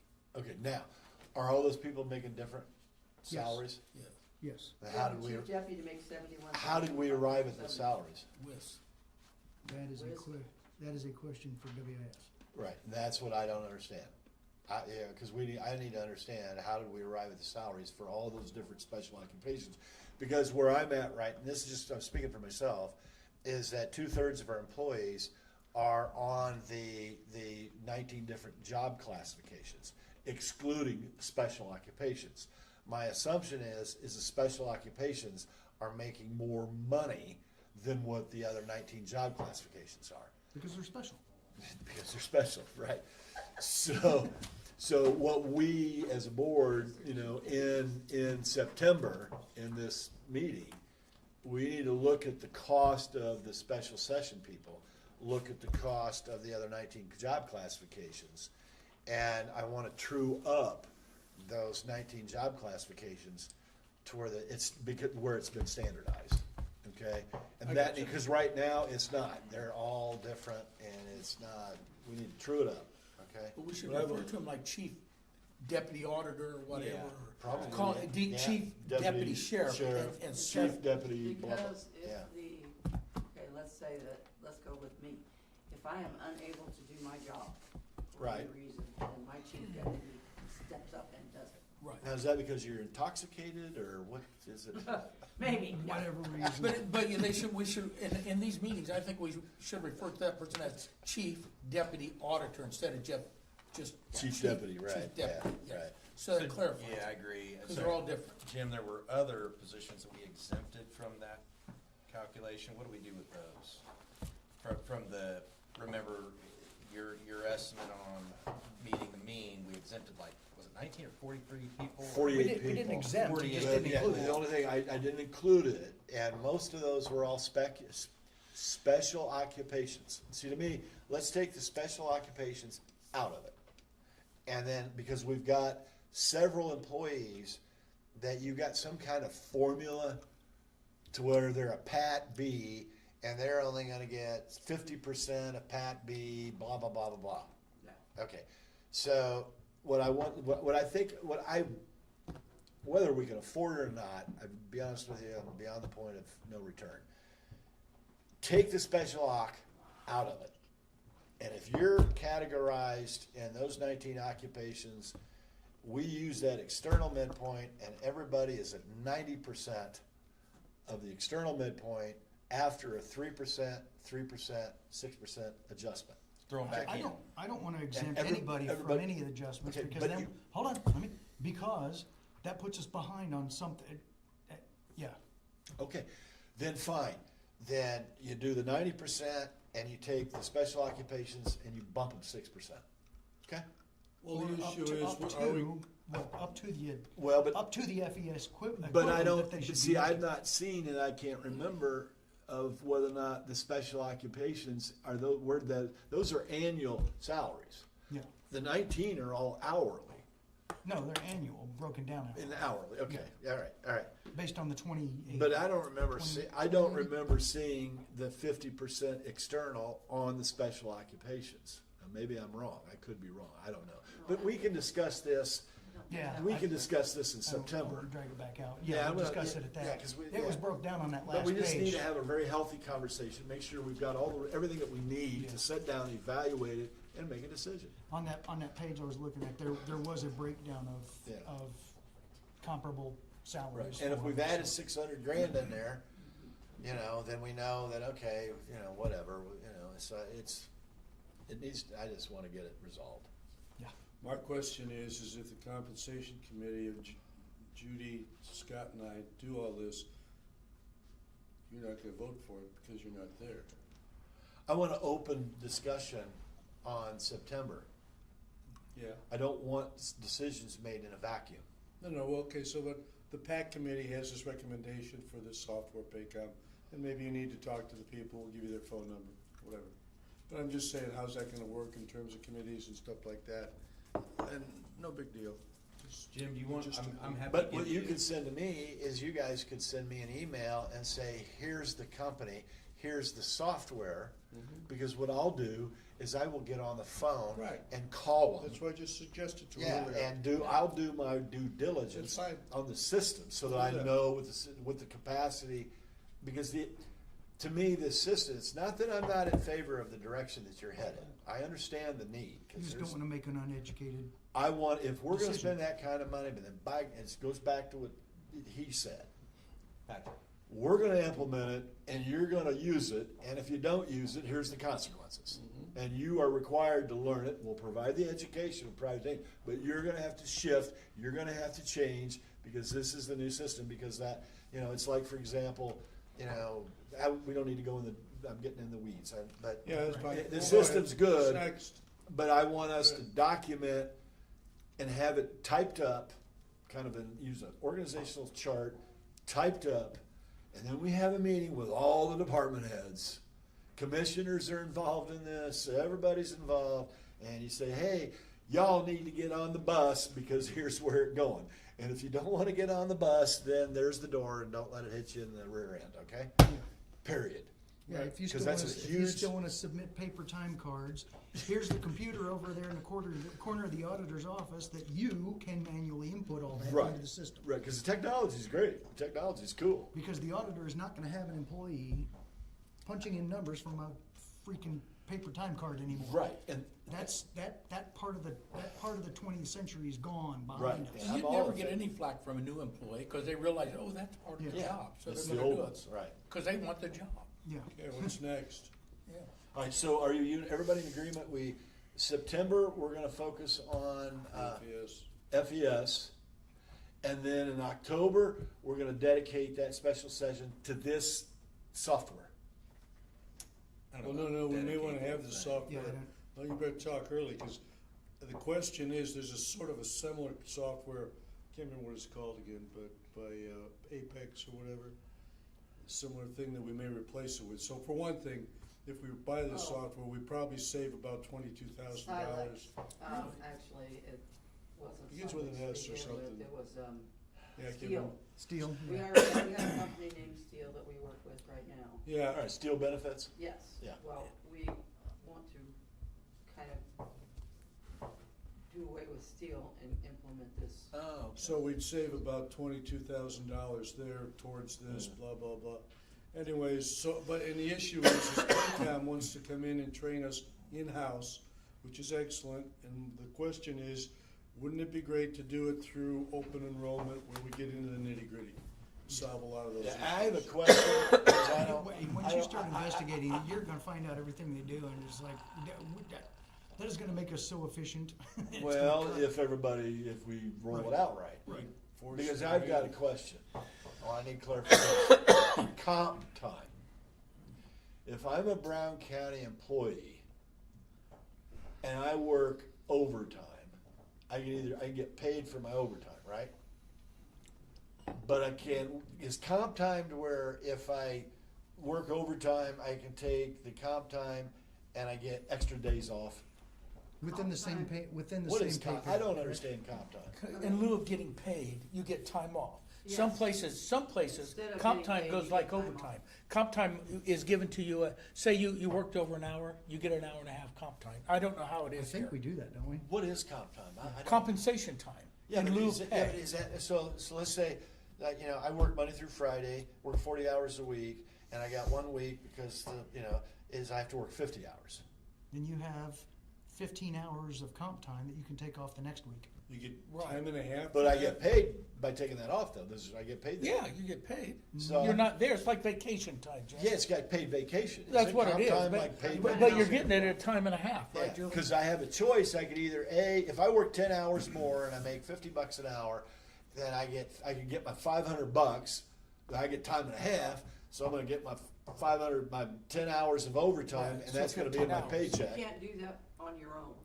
Your supervisor has to say, we need you here for this, or, Right, yeah. right, Gotta be You approved. can't just decide you're gonna do comp time, right, or overtime. yeah, or overtime. Right, okay, but I have a Same choice thing. to where I can get paid, okay, or I can take some paid days off. Not in everybody's office, like my office, Is that written down, Julie? The there's reason, there's no It's being overtime paid. revised into to this pay anybody personnel overtime. manual. it Yeah, is that's- in there. Yeah, that's part of. Because when I what the retired, that's I part had of what so the much tax comp means. time. I left like January And it's 2nd. gonna I have, went all the way till May because I had that much comp time built up. we're not gonna So, allow it to go extensively. so do they? Is that all written? Like Jim says, It is will that all be. written down somewhere It how will they be. do that? Currently, the book, our policy book says 100 hours of comp time. Is Per all year? you can accrue? Used by when? Yeah, Doesn't it used have by to be when? Used by a certain time? Yeah, it's gonna be used by the end of the year. By the right end, now. so it's a use it or lose it. Yep. So that's like 2 weeks vacation extra. That's Well, what- but you're working. They're getting something out of that. Yes. No, I'm off and getting paid. Comp time is where I get, because, okay, well. Well, we don't forget have to- vacation. Comp time's that. Compensation time. No, all but the you get, right. if my manager, you're my manager, and you say, here, Kemp, we got this workload, I need you to stay late. So I come in at 8 and I don't leave until 8. So I'm working, 4 hours Right. extra a day, right? Yep. So 4 times 5, that'd be 20 hours. Yep. All right, and you approve it. Right. Okay, well then you can pay. I can get that 20 hours in time and a half and take the money. I don't know if Because they you get a have to pay choice me here. time and a half. But- No. If you've got the money in your budget to cover the overtime. Use my office as an example. If they work comp or work over and they get comp, they usually use it for their doctor's appointments or any kind of an appointment they have. So Right. that leaves them to where they don't have to use their sick time. So let me ask you a question, Julie Reeves. If you don't have a line item in your budget for 20 grand for overtime, Right. so you don't have no money to pay, you don't have any money to pay overtime. But you can use comp time. Oh, so basically what you do is you go, well, you can work an extra 5 hours this week, but I tell you what, next week you're only gonna work 35, but I'm gonna pay you for the 40. That's correct. Pretty much. And that's common practice, just so you know Ah. that. That is common practice in business, common practice, especially in government. Common Not in my practice. business, because if I don't work, I don't get paid, okay? But you're not government. So, hey, I don't, Yes, that's how it works. all right, now, thank you. Now that clears it up for me. Got Boys it. in my office or people Yeah, in my office. because the system you're talking about implementing will track Yes. comp time. Yep, Yeah. it'll And we track cannot, everything. and we can't track that currently. It'll That's track correct. everything, including dot. benefits, they'll understand how their benefits. All play right. into it Yeah, all. I support the concept. Yes. So think of all the Will comp track time we've everything. paid. I and support that the then concept, goes and back I'm gonna, into- and I'm going into savings. this, I'm going into this, because I don't wanna hear Clock it. in with your phone. I don't want to hear anything about it's going to save us any money. Because to me, it's a cost of doing business, Correct, period. And we're going to do business the correct way. correct. And we're going to be squeaky clean, very organized with everything that we do. And it will But prevent. everybody has to buy in. You either use it or you hit the door. And if it saves money, that's a bonus. Correct. If it does. I would rather go into it. It's Efficiency just, hopefully It's a will cost of save us business. It's a money. cost of But doing if it business. saves us something, hey, Fine. bonus, Yeah, right, Fine. right. bonus. Yeah. But if it That keeps, way if it it saves keeps, time, that's if why. it keeps everyone honest, that could go a long way in helping our culture, morale, blah, blah, blah, blah, blah. Yep. I think. Next, Yeah, really. Joel, what do you have for us? Unbelievable. If I ran a business like this, I'd have been out of business in 2 weeks. Thank you very much. That's government. Yeah. That's common too. Yeah. can't make a decision, can we? Unbelievable. Committee, government by committee, it's the worst thing to do. That's where your frustration comes in. So what's next? And Little bit. I'm going home. We that's solved where this. Jim's I gotta frustration You got 5 comes in. minutes. And that's why Jim. Dave. Or you're gonna Just try going home to when you get use something your done. comp time. Because We're taking your comp time, buddy. Going from the corporate mindset. Let's all to vote while government Jim's gone. mindset. Yeah, Right yeah, ahead. oh, there you It's go. frustrating as hell. Yeah, snooze you That's when we lose, talk buckwheat. coming in here. I'm like, Snore you this is- lose more. But then, you look at the reality of government and, I'm this asking. place is like a business. No, it's not like a business. It's like a business park that has the auditor incorporated, has assessor incorporated, has recorder incorporated, because none of them are under the umbrella of the corporate Jim, is that all you have to say leadership. today? No. That's it. No, man. No, man. He's gotta go, right, Jim? Wants to go See home. ya. Nothing else We you wanna covered the say? three big, I mean, that was it. we covered the Does three the- big things, right? Does the, Yeah, we did, didn't we? I think so. job I think we description committee, I can't remember what we called the committee. Maintenance committee? Compensation committee, or whatever. Something No, maintenance you committee. guys were, wait a minute. Do you whoa, have whoa, all whoa, the- whoa, whoa, whoa, whoa, whoa, whoa. Do you This have is- all, whoa, do whoa, you whoa, have, whoa. hold on, do you guys have all Don't the tell me to hold proposed on. job? All right, then shut the hell up. Do you guys have all of the, job description submission No, What changes changes, that you, don't they come into you? do you have all of them? I have several. Yes. How many more do I we- sent all of them to you. How many more do we need? I've got 2 on my desk. But they don't want any compensation money. They've already got the money. They just want their. Job description updated, right, Correct, And you it's- gotta work all that out. yeah. Because We- your we need to committee, have- We need to your, have that done before your our FES committee, work session. and you correct me if I'm wrong, this is the reason I keep I keep, sorry to be, complaining all the time, okay? Really? Really? Well, we don't put anything in writing. I know. Well, that's a problem. Me too. Plausible You know, deniability, We okay? don't put anything in writing. Okay, so if you're gonna have a committee, right, and the committee, I thought, was the sole purpose, the process that I think, because we never put it in writing, We have it in writing. We- It's just- Darren, We please. implemented what was in writing. Darren, when Lori Sheelan was here, I believe we made an agreement that from January 1 to March 31st, the first quarter of each and every year, the departments have an open window to submit job descriptions, right, for any Yeah. editing that goes on within those job descriptions. That those job descriptions would come before the three-member committee. The three-member committee then would evaluate, perhaps interview the department head to look at the validity of the claim that the department head's making about the job description. If the three-member committee made a decision that the claim is valid, then that job description is shipped off to WIS for them to review and accurately classify that job description. Didn't you miss bringing it to the two- council, though? The two that I'm talking about. I don't think it's a they- decision. They were switched. Some of their job descriptions were switched. Kim got some of the job descriptions from HR she shouldn't have had, and Teresa got some of the jobs from HR she shouldn't have had.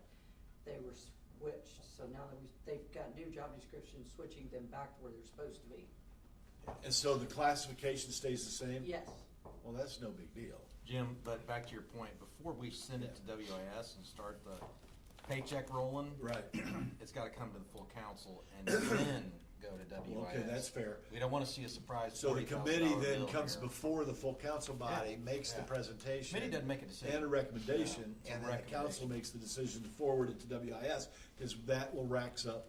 Yeah, because. Anything that because the incurs commi- an additional expense should come before this full council. Fair, yeah, that's We should no fair. longer see Well, surprise the committee tens can't make a of decision thousands. because they're But- not a quorum of the That's why it needs to council. come Scott- before this Yeah. council. Scott, Yeah. Darren, what we just rattled off, it ain't in writing anywhere, because that's a policy issue. Let's develop it, we'll do it. We don't have a policy. We'll on get it. it in the minutes. Clarity, specific, because the other thing too, is that actually needs to go out to the department heads, this policy, to they're very clear about the process. Because I think what we agreed to in that meeting was you got the first quarter, you submit it, second quarter, then it goes and the, job gets reclassified, and then we make the decision, and boom, it's done. Because that way it's done by July 1, which is budget time, right? But you do not arbitrarily in the fourth quarter of the year come back in and go, hey, Betty Lou, we gotta rewrite her job description, we want her to go from a Pat A to a Pat C. Okay, no. Your line item's already been funded, you don't get to do that. Because my concern with this going forward, if we don't implement this the right way, we run the risk of people wanting to game the system and changing job descriptions so they get better classifications, so they get higher pay. And now we're right back to, I'm a pay grade 9 and I should be a pay grade 16, and this person's a pay grade 14, and that's not fair because they got this stipend, and you're right back to where we were. And if you remember, that was the whole purpose Yeah, of us. we got rid of all that. Well, we better But be that's what we're careful. trying- yeah, that's You what we're better trying be to do. careful going forward, because this new system, you could game it, pretty easy to game. Because I want to be an executive B. Well, that's the top gig.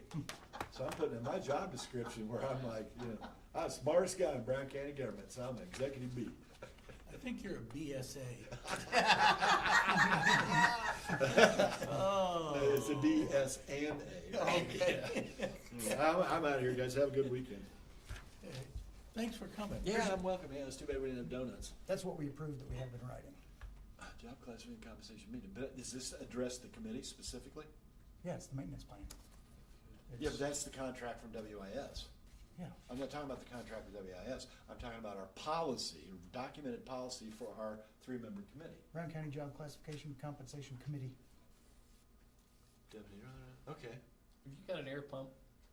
No, yeah, no. Cause I let the air out of your tires. You trying to keep him here? What?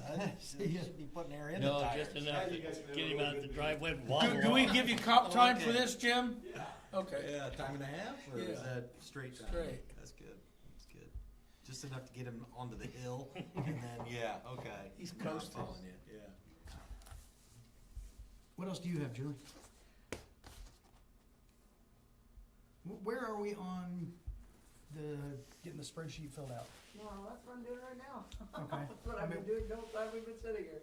How So close just- are we? Because that was that's one reason Yeah, I I can told get Jerry the not to be here changes. today, because they don't have the updated, so I mean, it would be pointless for him to be here today, so. Yeah.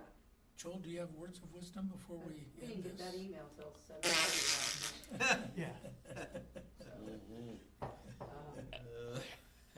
Well said. I can send him the changes without sending him the whole spreadsheet. I can Why just Jim's sit down never at with- comp time? We didn't really change a lot, No, we didn't.